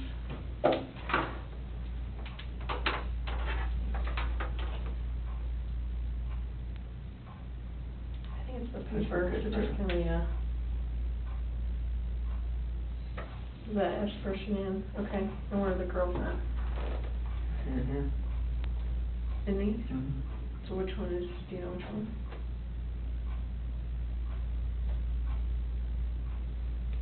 Are they in the tanks? Can somebody who doesn't know what they're doing open those?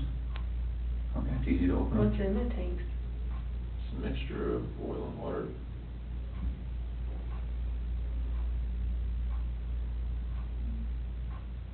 There was a sheet found down here? Mm-hmm. Where's that from? That was what Shanann was wrapped in. What about the girlies? What were they wrapped in? Just in their pajamas? Not with their blankets or anything? Where did their blankets and toys and stuff go? Probably blew away in the wind or something right here. Where did you set them or put them? It was right here with that. So how did you dig this out? I'm assuming that's under dirt. How did you dig that? So a shovel in my truck still with it. It's like a work shovel? Is it still there?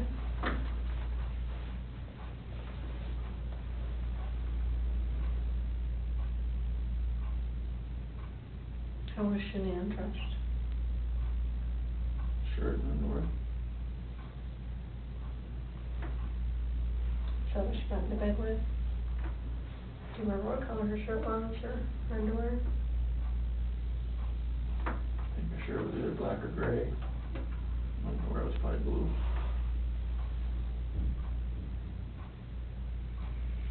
How much time passed, do you think, from the time that she was back in the bed until you put them in the truck?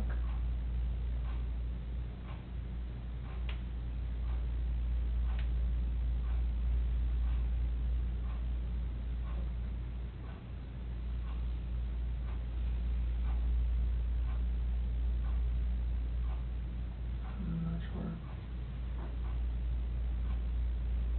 Are we talking minutes, hours, something else? From when I left the house. No, like from when you got her into bed to when you put them in the truck. How long a time was that?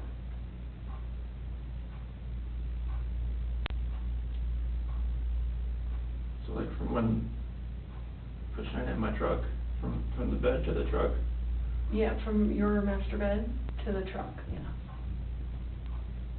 Minutes. Okay. Because you talked about covering her up or something. Yeah. And the sheet.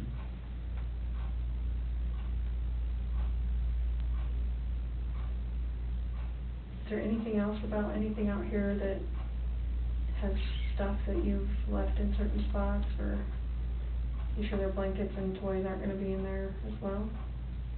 Not because it was right here with that sheet.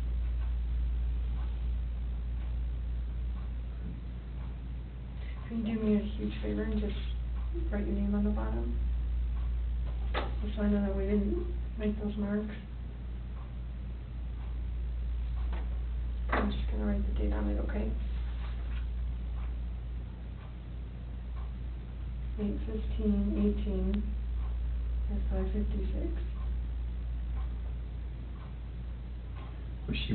Was your wife wearing any shorts or pants or anything, just underwear? Okay. Do you remember what they look like? Blue. Okay. Okay. And the girls, do you remember what their pajamas were? They're both nightgowns. Okay. Celeste, I think, was that pink one with the like curves on it. Okay. I think Bella's was, they had a unicorn or believe on it or something. Okay. So it sounds like, it feels like to me, now we know pretty well how to go get them. Is there anything else we need to know?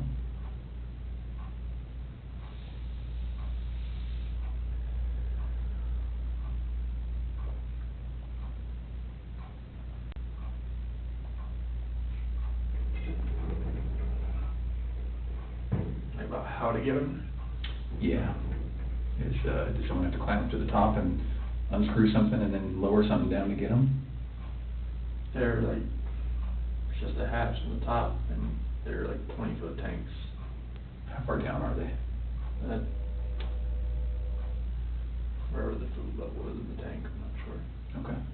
What was it when you were there? I don't know, I didn't, Okay. I wasn't looking for that. Okay. All right. You need me to go out there or no? I don't think so. Would you prefer not to? I didn't know if you needed help getting there. Yeah, I don't know. I think once we got that picture, because we didn't really know how much about the location that the other police officers knew, but it sounds like they knew somehow how to get to 319. So, and I think that's how they got that picture.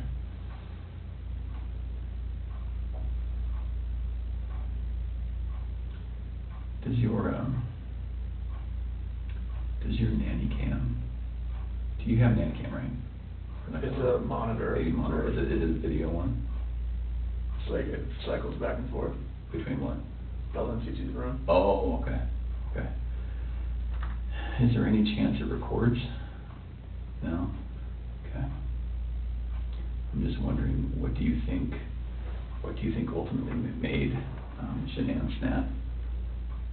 Just knowing that I had an affair, and she knew, she just needed me to admit it, and I wouldn't admit it. Yeah. Okay. So we just started talking about, I asked him if there's any chance that the nanny cam could have recorded Shanann doing what she did. And then we were just getting into, you know, what Chris thinks about why she snapped. Mm-hmm. He's just saying, distress from knowing about the other girl. Knowing, but she didn't really know, right? I mean, In her heart, she knew. She just wanted me to admit it.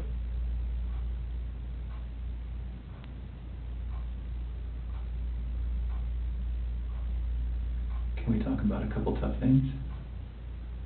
I think we need to get it out of the way and just really get it out, just to make sure you have every chance to explain exactly what happened and we have every chance to ask questions. So the conversation happened. You go downstairs. She's still upstairs. And then you see what? I hear just commotion upstairs, just like, you know, like little noises like that. Okay, sure. Maybe people walking around, yeah. Maybe one of the kids is getting up, or Yeah. if each man got up or something. Okay. Can't think of it. Continue just packing everything up and ready to go. So I can go back up and just talk to her again, maybe real fast.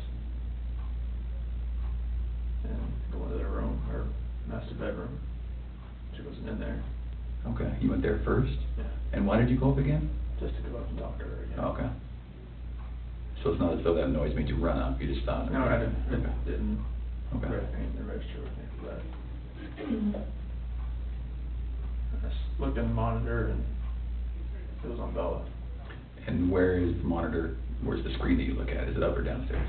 It's upstairs. Oh, okay, so you go upstairs, look at the monitor. Yeah, everything's right beside the bed. Oh, your master bedroom, okay, Yeah, all right. beside the bed.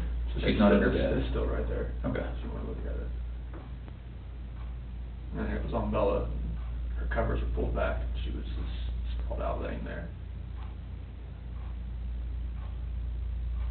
And then it cycled over. So they got 3, 4, 5 second like interval between when it cycles from room to room. And it cycled over to Cece's room.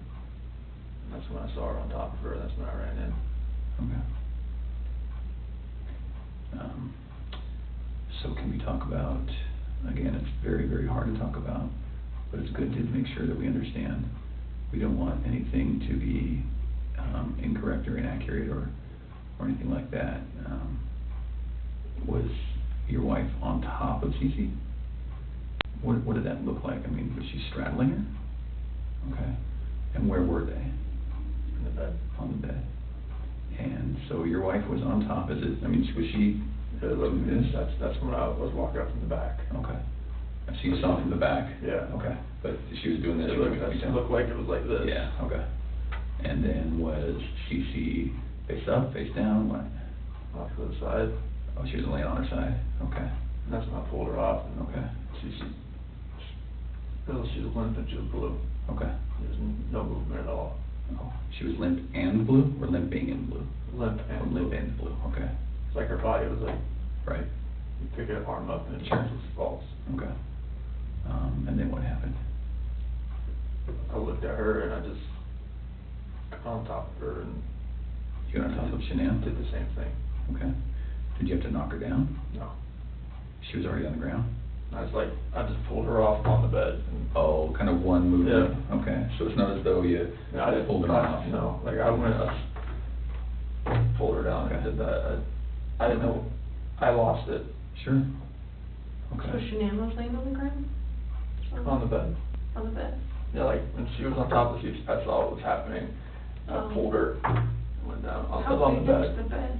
What kind of, what size is it, full, clean, you know? I think it's it's probably a queen of some sort. Okay. I have a picture of it somewhere, I think.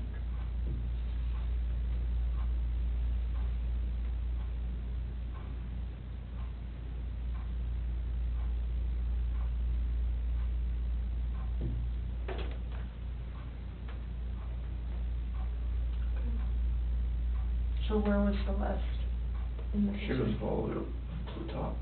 To the top? Yeah. And I went in and pulled Shanann down, it was crossways. Like So she was laying laying this this way? way, as I was.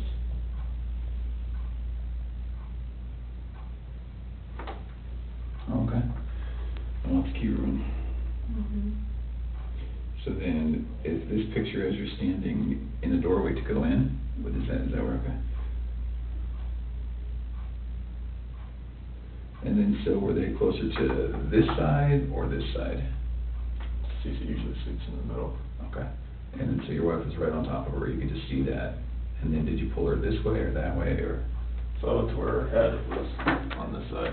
Right over here? Yeah. On the left as you're looking at it? Mhm. Okay. Did she put up a fight? I lost it so much that it didn't feel like she did. Okay. You're a pretty strong dude. Was she yelling? Was she screaming? Was she talking? Was she scratching you? Nothing? I didn't even feel, I just felt such anger that nothing, I didn't feel anything. Okay. All right. Like if she did, nothing's on me. Was it quick? Was it slow? Was it? I was so numb, it felt like it was over. Fast? Over fast? Okay. Felt like Is it possible her neck's broken? no, I don't think so. Okay. I've never broken a bone, so I don't know. Okay. All right. Was it a choke like this, or was it like a headlock? A choke. Okay. All right. Can you put your hands out like you had your hands? Like that. Like that? All right. And your wife, you saw her with one hand or two hands? I just kind of from the back, I couldn't really like tell. I don't know, she was on top of her. And the monitor's not like color, it's black and white. Well, at Yeah. nighttime it's black and white. Okay. When it's dark. So because you went up the stairs, right, to talk to Mhm. Shanann again?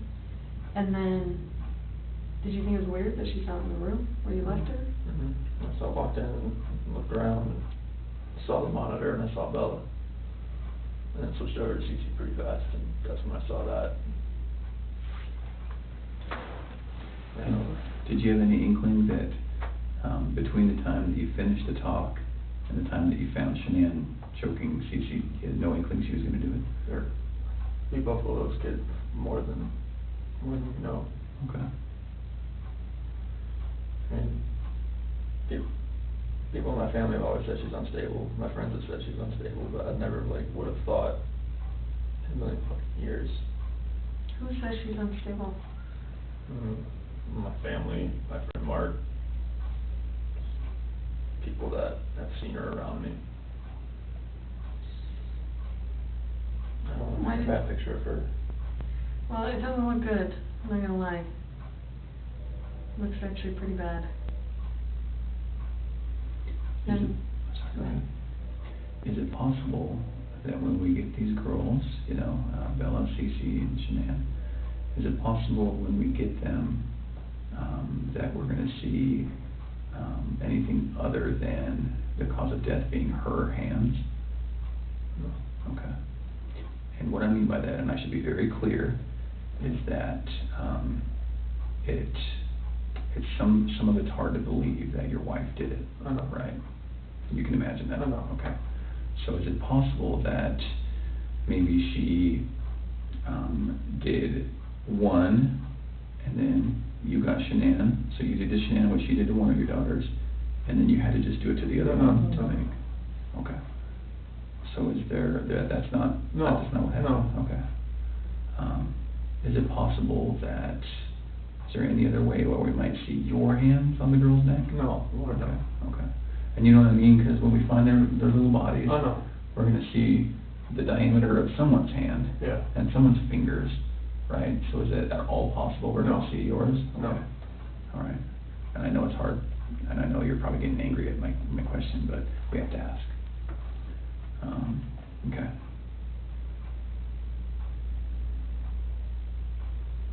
What do you think of that, Chris? Let my family down. Let my dad down, let my mom, sister, nephew, nieces, friends, co-workers. Everybody.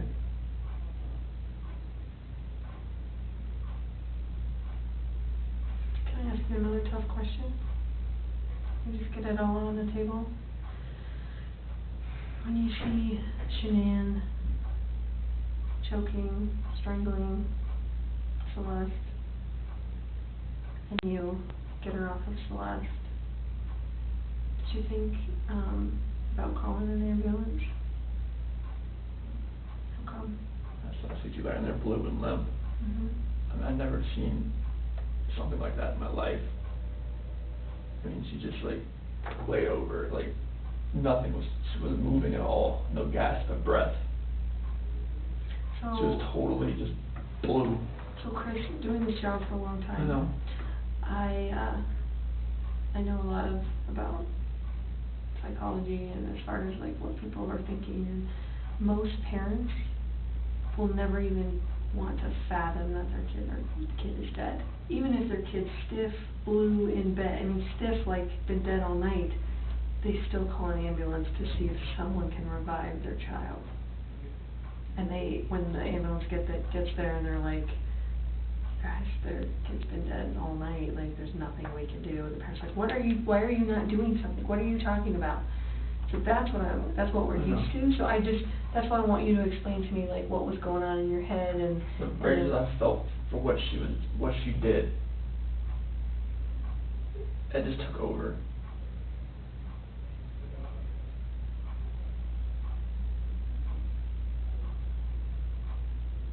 But you see that kind of I understand. I see where you're coming from. Most parents would still try and call. I see where you're coming from. Yeah.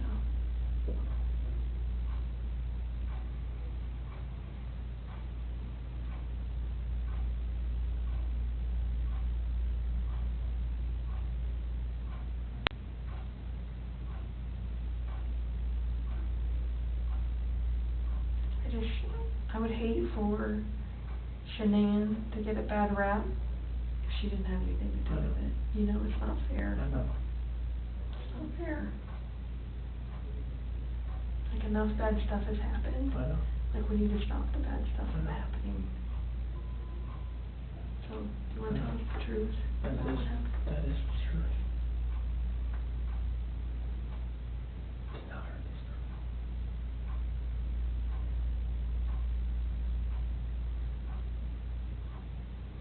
I want to make sure. So you're good with the public knowing that Shanann killed her daughters? I did not hurt these girls. Are you okay with the public knowing that Shanann? Yeah, because I did not hurt these girls.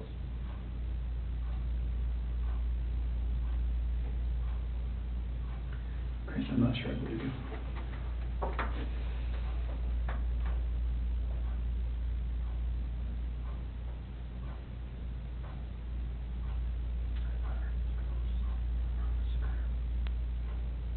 I don't think you meant to. I didn't hurt them. I don't think you meant to. I didn't hurt them. You didn't save them either. You know? I know that. I know that. So that doesn't make sense either. None of this makes sense. Nothing like why she would be there. None of this makes sense.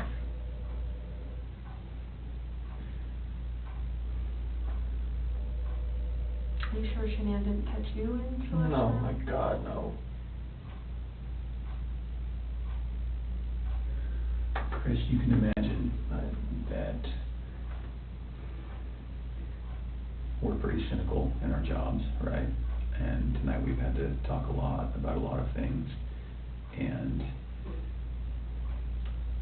don't get mad, but what it looks like is that you found a new life, and the only way to get that new life was to get rid of your old life. And I think that you killed these girls before their mom came home, and then killed Chanel. And that's what we're kind of left, that's what we have to believe, because it just doesn't make sense. I mean, to her point, if I walked in and my kid was decapitated, I'd call an ambulance, right? So Knowing there's no hope. it just doesn't make sense. It just doesn't add up.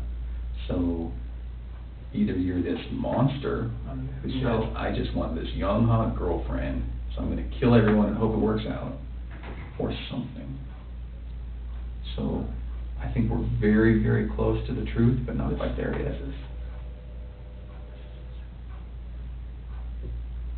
So if you're not that monster... I'm not a monster. I didn't kill my babies. Okay.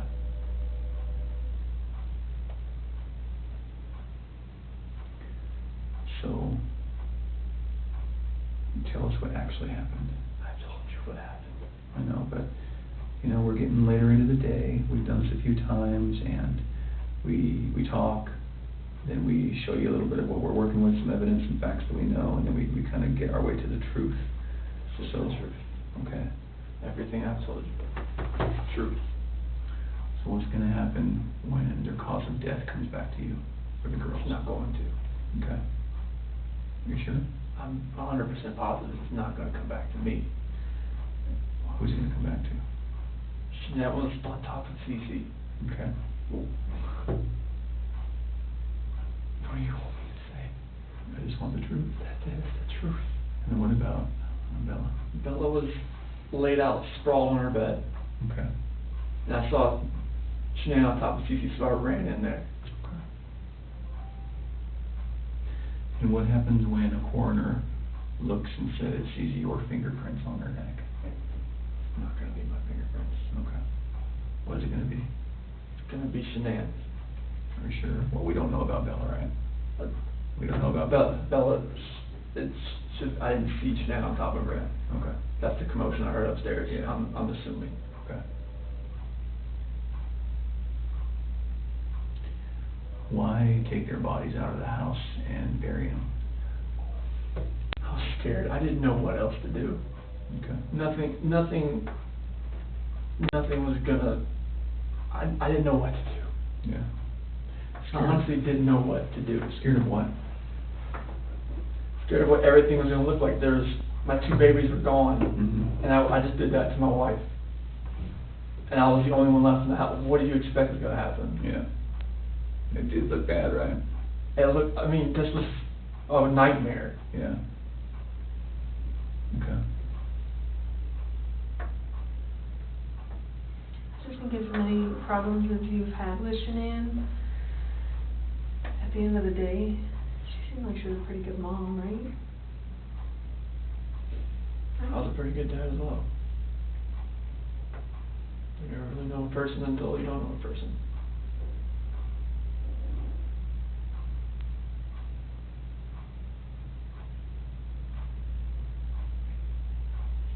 I just would hate for someone who can't defend themselves, like Shanann and Bella and Celeste. Like, I mean, if you're not being truthful about who took their lives, like, that's on them too. I know. And you don't want to do that to them. I'm not doing that to them. I'm just saying, I mean. No, I'm not doing that to them.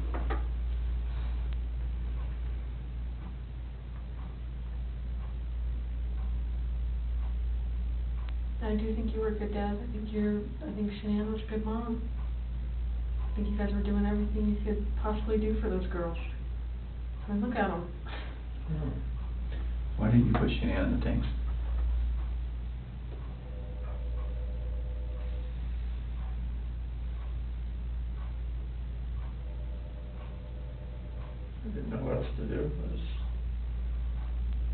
far down is she?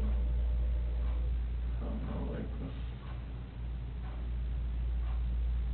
2 feet maybe. How long did it take you to dig that?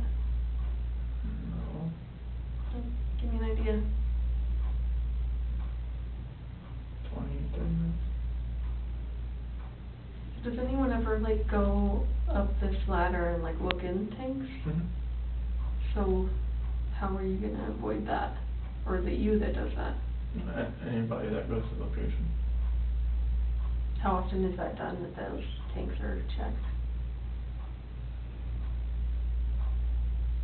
Depends if they're making enough oil or whatnot. I mean, once a week, maybe.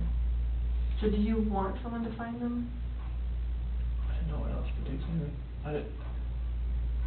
that was the location I was going out to that morning. Anyway. And that's, I didn't know what else to do. So you weren't thinking that far ahead? No. Okay.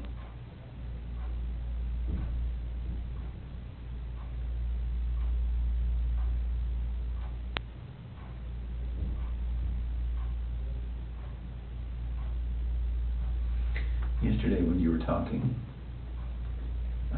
and again, this is before we kind of got to this moment today, you mentioned that, we were talking, you said, I don't know where they are, and then you said something along the lines of, whatever happened to them, this act of pure evil. What did that mean? It's this, the evil that I saw when I walked behind Shanann and she was on top of CC. And I felt evil for what I did to Shanann. Okay.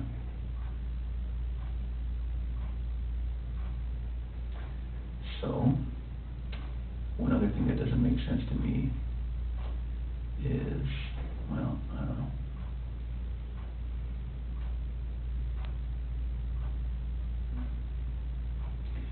Can you walk me through again, when you walked in, what did she look like?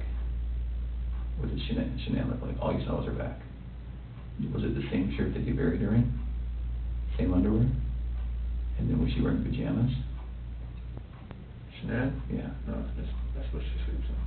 Oh, she sleeps in her underwear. Okay, and no pajamas, no shorts, nothing like that. So then, when you grab her, just as is, that's how she gets to the truck, that's how she gets to the site. Okay. So did Shanann ever go to bed? Like when I put her back in the bed. No, like when she got home. Did any of that happen where she got into bed and then you woke her up at 4? Like, is all of that true? Because it looks like there's some purchase of some hair care products at like 2:30 in the morning. Do you know about that? Hair care products? No. And her credit card was denied? Mm-hmm. No. You said you don't really use the credit card, so they're probably... My credit card, no. Would you have bought hair care products at 2:30 in the morning, that morning? No. Did she get mad at you because there's no money when she woke up? Like, was that part of the... This is the first I've heard of that. Okay. As far as hair care products and the card being denied. Okay. And I'm not lying about that, that's why I'm asking, but that is something that came up. Is there any reason she would have a black eye, Shanann? No. Not from a slap or a punch or nothing like that? Never Okay. punched her, slapped her. Is there any reason she would have a stab mark on her body? No. Okay. And no other reason for death? Coroner's not going to find rat poison in her stomach? Okay. The only way that she died, she was living, breathing, and wasn't living, breathing after your hands on her neck? Okay.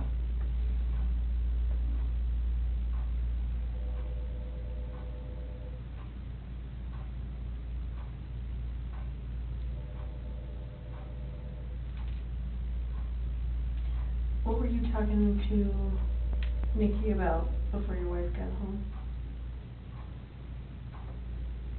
Before she got home? You talked for like several hours. I think our day, we talked a lot, just conversations, and just random conversations. We talk a lot. Does Nikki know about any of this? Seriously.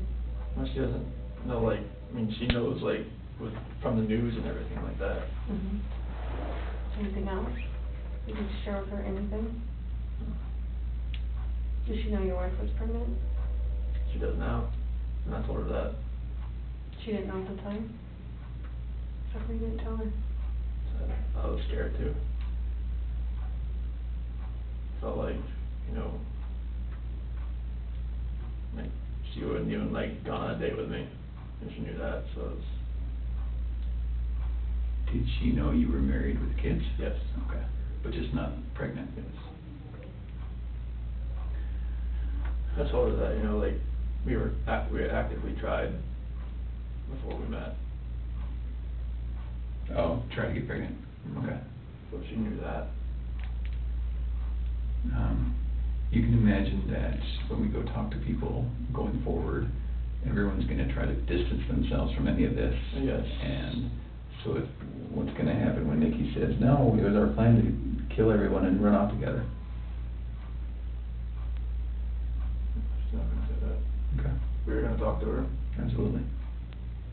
We have to. So can we get ahead of that for you? Can we get all of that out right now? I mean, so are you sure she's not gonna say, oh, I kinda knew he was gonna kill him? No. She's not gonna say that? No. Okay. And she's not gonna say, boy, we were making plans about buying a house or an apartment. She gonna say that? No, like, You she and was Nikki? just, like, once I had my own place, like, we could, you know, like, hang out more. Okay. So after the separation, after that dust settled, then you would have availability to go see Nikki. You guys had talks like that? Yeah, I mean, like, she generally liked me. Okay. Please don't put her name out there in the news, though. She's been through enough in her lifetime. Stuff like that, we never try to put out. But I just know, like, the press, if they got rid of an affair, they would drag her through the mud. I don't want that. Yeah. We're certainly not gonna try to make that happen. It's not our goal in any of this. I know, but the press finds ways. That's everything.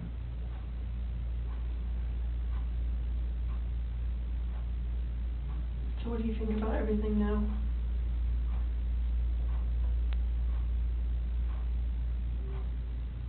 Do you feel sorry for what you did?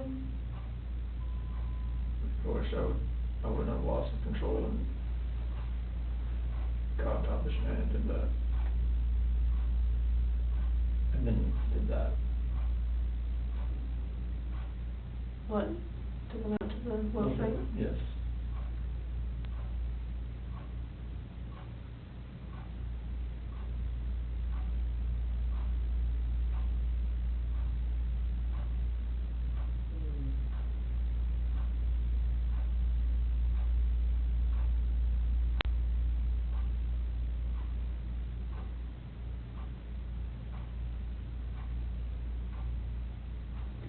So after we look at their bodies, we're gonna have a lot more questions. Things are gonna be different then, but if you're willing, we'd love to talk to you then too.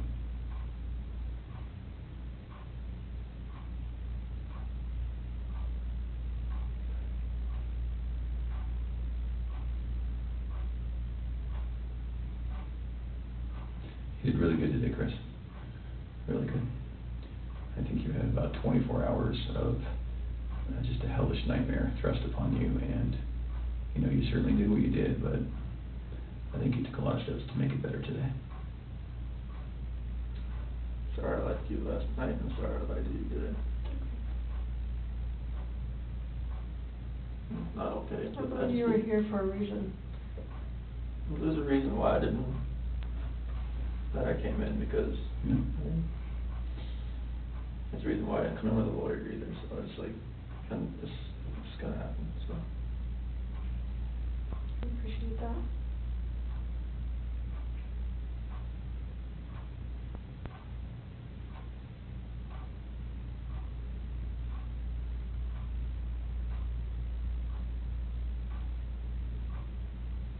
You know, eventually they were gonna find them out there. So, I mean, it was kind of inevitable, and then you would have just been sitting at home waiting for that moment to happen. And then what? Then what does it look like? It looks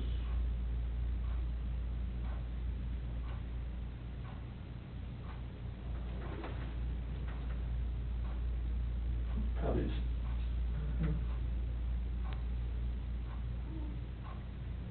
But there's many people that say that you're an amazing guy and you would never do anything bad and never has never lost your temper, and you know, all those people that say that about you, there's just as many that would say that about Shanann. So we're gonna struggle with that I know. for a while. I'm struggling with it right now, I'll be honest. I know, you are. I'm a mom. And anybody would. How do we prove best that Shanann did it?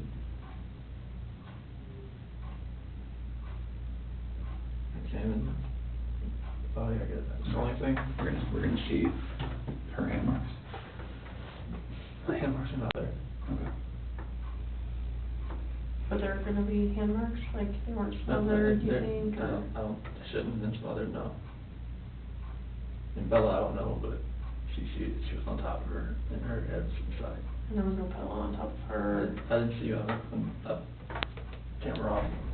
Didn't see one on off her. Why were there sheets in the trash in the kitchen?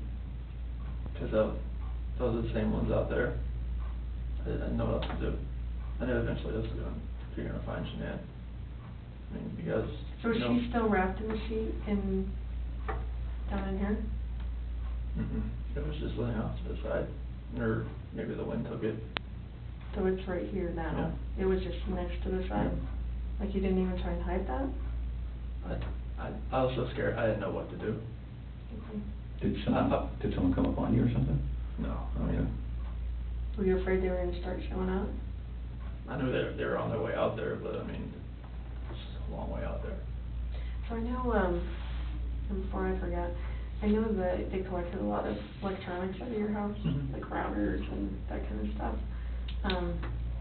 Like that's not gonna show that she was using her phone like at a time that you said she was strangling the kids or something, right? Okay. What is the password to like all the electronics in your house? I know there was an iPad. iPad should be 2385. 2385. There's not one for the Apple Watches, is there? Should be 2385.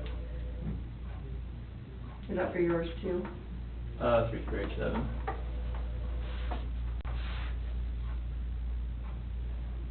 I'm sorry, what was yours? 3387. 2387. And what other stuff do you have? Is there a router, like is there a password for that stuff? Shiny Chair 6. Came with the router. And spell it for me. SHINYCHAIR 6. Number 6. Like that. Shiny Chair 6? Yes. And then what else was in there? Is there a desktop computer? Yeah, that one, if it has a password, it'd be 428-4915, capital S, lowercase w. Okay. And what about, is there anything else in the house as far as electronics go, tablets? Well, the iPad's the only real set. The other ones are the kids' stuff, but they're just like Amazon Fires or whatnot. Okay. And you have an iPhone what? Which one? Is that your personal one? Yes, iPhone like it's a 7 Plus or something. What's the password to that one? 3387. And what about your work phone? Same. Is that this one here? Then obviously Shanann had a iPhone, right? And what was her password?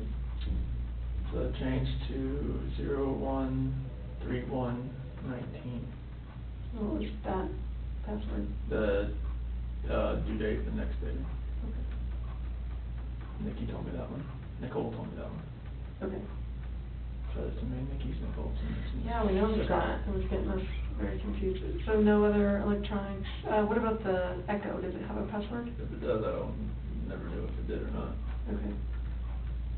You just say Alexa and it starts listening. Oh, it's an Alexa? Is it that Echo still? So, yeah. Okay. Yeah. Okay. The product's called an Echo. Okay. Any other ones that you can think of? Okay. Where do you guys bank? Chase and USA. Which one was the, when you went out to dinner with Nikki? Chase. That was Chase. And USAA, is that mortgage, is that bank, is that both? Chase is our mortgage lender. Okay. Do you have checking through them too, right? Yes. What do you guys use USAA for? We use that to pay mortgage too, but Okay. it's just another, she had that before she met me. Okay. And any accounts that you had personally beyond all of this? Mm-hmm. Okay.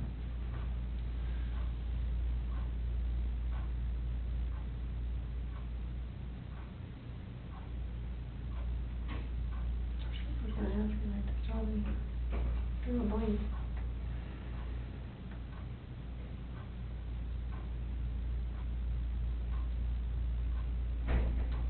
Oh, the security system.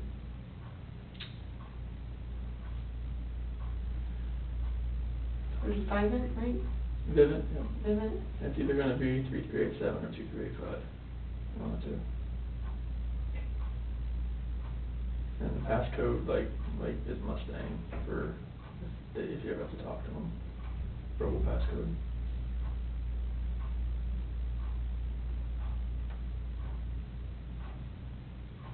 And then what email is associated with that? ShanannWatts@gmail.com.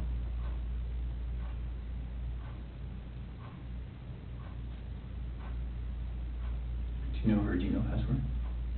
I read that 428-1915. It's just any of her, if most of her passwords are that. Okay. Amazon, everything. And what is that? Is a phone number you said? Yeah. What phone number is that? Her ex-husband's mom. Okay, that's weird. You stick with the password. She just remembers it, or she's had it that long? They were really good friends. Oh, okay. So she just kept it.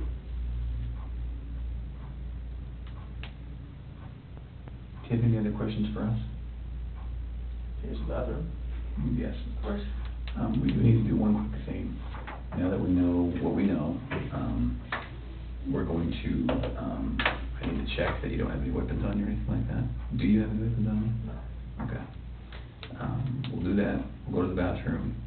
I'm not gonna go in the stall with you, but I'm gonna go with you. And then we'll come right back here and we'll make a decision about how the rest of the night goes. All right, Shel, you might stand it up so I can check it. I will. All right.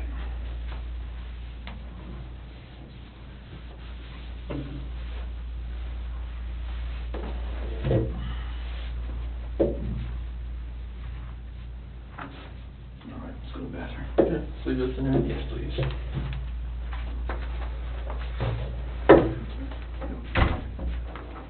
Yeah, that way. There you go.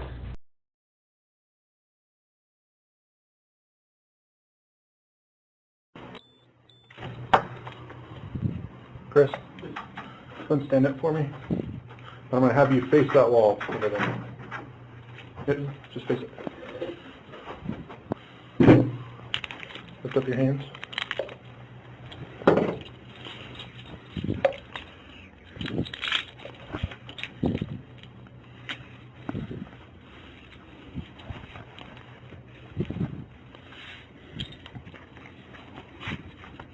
Okay, come face this wall.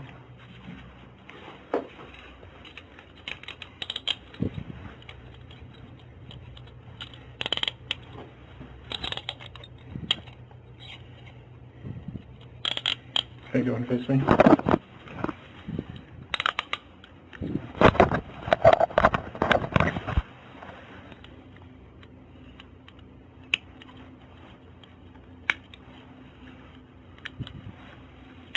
Okay, you don't have anything on you, right? Okay, stop. Nothing in your pockets? Okay, go ahead and face that other wall behind you. I'm just going to search you real quick. Spread your legs. Further.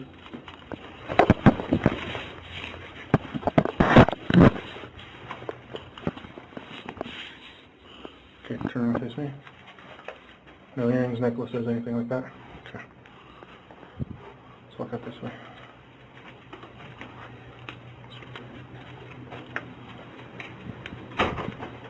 Go straight.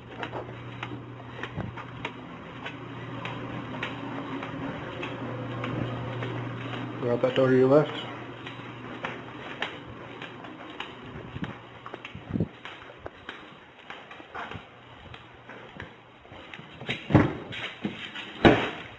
Have a seat.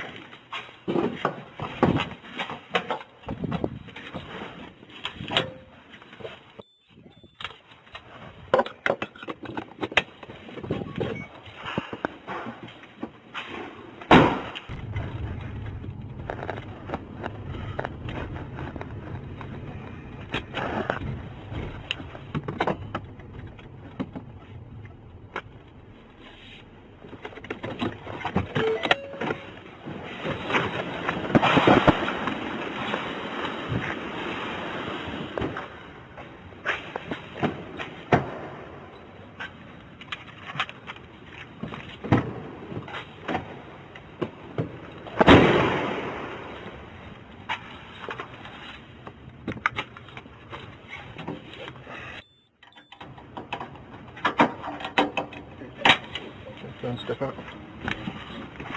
You go that big blue door right there.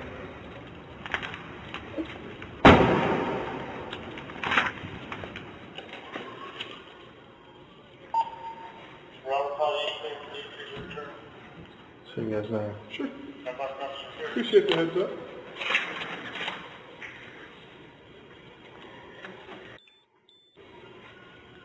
So I would say that's high risk right there. Watching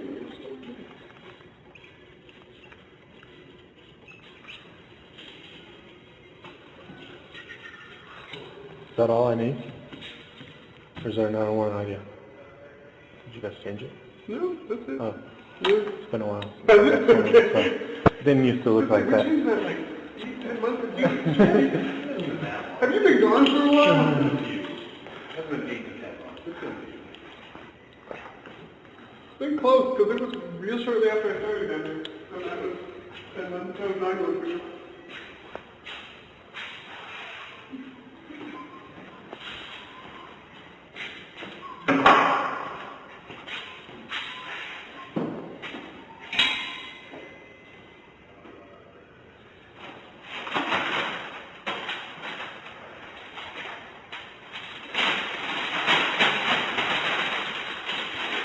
I've taken a picture of the scene. Well, think about it. We've been tested for control. Wipes anywhere?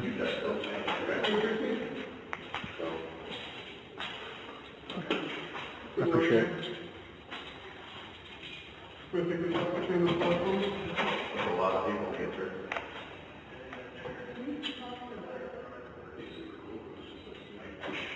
Appreciate it.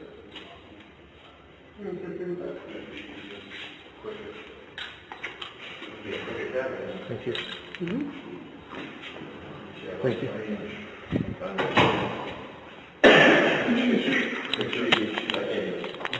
You got just one pair of short clothes? Yeah, good. No. Just one pair of short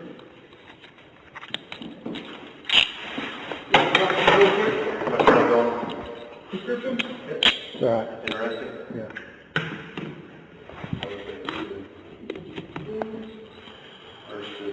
Okay, keep your hands on the bar, step your feet back just a little bit for me, and separate them a little bit more.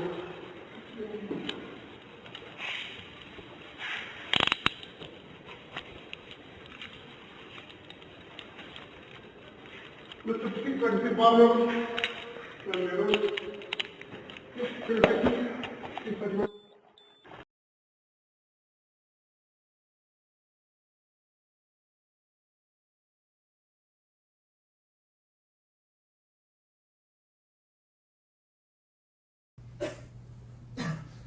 Your Honor, there are no words to adequately describe the unimaginable tragedy that brings us before this court today. And then his efforts at deception truly began. We've all seen the emotionless interviews that the defendant gives to the local media asking for help in locating his family. We watched as he claimed that the house was empty without them, and that he hoped that they were somewhere safe, and that he just wanted them to come home. He told investigators that they were at home sleeping when he left for work that morning, and that Shanann had told him that she was taking the girls to a friend's house for the day. What is striking about this case, Your Honor, beyond the horrors that I've already described to you, is the number of collateral victims that he created by his actions. While he stood in front of TV cameras asking for the safe return of his family, scores of law enforcement officers, neighbors, friends and family scoured the area, fretted for their safe return. They texted him begging for any information and sending him their best wishes, all the while he hid what he had done. The list of indirect victims does not end there. Think of the firefighters and the Colorado State Patrol hazmat experts who had to don protective suits and who were called upon to pull Bella and Celeste out of those oil tanks. Or the coroner employees who had to conduct these autopsies. Or the victim assistants who frantically attempted to ease the suffering of those affected. All of this, Your Honor, for what? Why? Why did this have to happen? His motive was simple, Your Honor. He had a desire for a fresh start, to begin a relationship with a new love that overpowered all decency and feelings for his wife, his daughters, and unborn son. While Shanann texted the defendant over and over again in the days and weeks leading up to her death, attempting to save her marriage, the defendant secreted pictures of his girlfriend into his phone and searched and texted her at all hours of the night. While Shanann sent the defendant self-help and relationship counseling books, one of which, ironically enough, was thrown in the garbage. He was searching the internet for secluded vacation spots to take his new love in researching jewelry. And while Shanann took the girls to visit family in North Carolina, the defendant went to car museums and the sand dunes with his new girlfriend. The stark contrast between the subjects of their internet and text content is absolutely stunning. Even the morning after he killed them and disposed of their bodies, he made several phone calls. One was to the school where the girls were supposed to start, telling the school that the girls would not be coming to school anymore, that they were being unenrolled, presumably to give him some more time before law enforcement notification about them going missing. He contacted a realtor to start discussing the selling of his house, and he texted with his girlfriend about their future. None of this answers the questions of why, however. If he was this happy and wanted a new start, get a divorce. You don't annihilate your family and throw them away like garbage. Why did Nico, Celeste, Bella, and Shanann have to lose their lives in order for him to get what he wanted? Your Honor, justice demands the maximum sentence under the agreement reached by the parties. As you will recall, the agreement calls for life sentences as to Shanann, Bella, and Celeste, and all of those to run consecutively to one another. It also calls for the count of unlawful termination of a pregnancy as to Nico to run consecutively to counts 1, 2, and 3. I would suggest that the extreme aggravation present in the defendant's conduct and in the efforts that I have described mandate that the sentences for counts 7, 8, and 9, the tampering with a deceased human body, each be the maximum of 12 years, and that those sentences run consecutively to one another. It is very clear that each of these acts, that these were not the subject of one act, but each oil tank that he walked up with his daughter's bodies and the hole that he dug for his wife and unborn son mandate a mandatory consecutive sentence.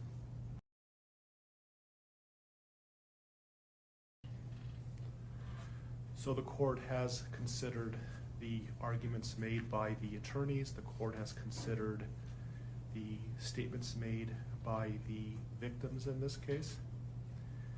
The court's going to find that the plea agreement is fair and reasonable under the circumstances. I want to acknowledge the Rusick family, as well as the Watts family, that showing mercy on Mr. Watts is understood, and I respect that decision to request that the district attorney not seek the death penalty in this case. And so the court is going to accept this plea bargain under the circumstances. Words that come to mind when I hear the evidence in this case are a senseless crime and the viciousness of the crime. And equally aggravating in this court's determination is the despicable act of disposing of the bodies in the manner in which they were done in this case. I've been a judicial officer now for starting my 17th year, and I could objectively say that this is perhaps the most inhumane and vicious crime that I have handled out of the thousands of cases that I have seen. And nothing less than a maximum sentence would be appropriate, and anything less than the maximum sentence would depreciate the seriousness of this offense. So the court is going to sentence Mr. Watts as follows. With regard to count number 1, murder in the first degree as it relates to Shanann Watts, the court is going to sentence you, sir, to a life sentence in the Colorado Department of Corrections, followed with no possibility of parole. And that is going to run consecutively to all but counts 3 and 4. With regard to count 2, as it relates to murder in the first degree with Bella, the court is going to sentence you to life in the Colorado Department of Corrections with no possibility of parole. With regard to count number 3, the court is going to sentence you as it relates to Celeste to life in the Colorado Department of Corrections with no possibility of parole. With regard to counts 4 and 5 relating to Bella and Celeste as a different theory of first-degree murder, the court is going to sentence you to life in the Colorado Department of Corrections, and legally those sentences must run concurrently as a different theory of first-degree murder. Recognizing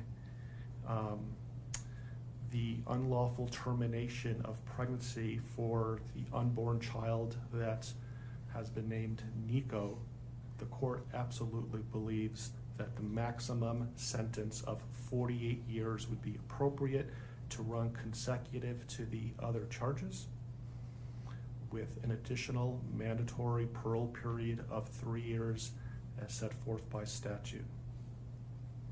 With regard to count number 7, as it relates to tampering with a deceased body, as well as counts 8 and 9, each a class 3 felony, the court is going to impose a maximum sentence of 12 years each for those counts to run consecutively to the other counts. The court is going to order that the statutory fees be paid and court costs. The court's going to grant the prosecution 91 days to file a notice of restitution, and that will be the sentence of the court. We will shortly be in recess. I would respectfully ask the parties that you remain in your seat. There is a plan by the deputies on allowing people to exit the courtroom, so please remain seated until you are authorized to leave the courtroom based on the direction of the deputies. Deputies, I would respectfully ask that you take this defendant into custody and have him serve the rest of his life in the Department of Corrections. We are in recess.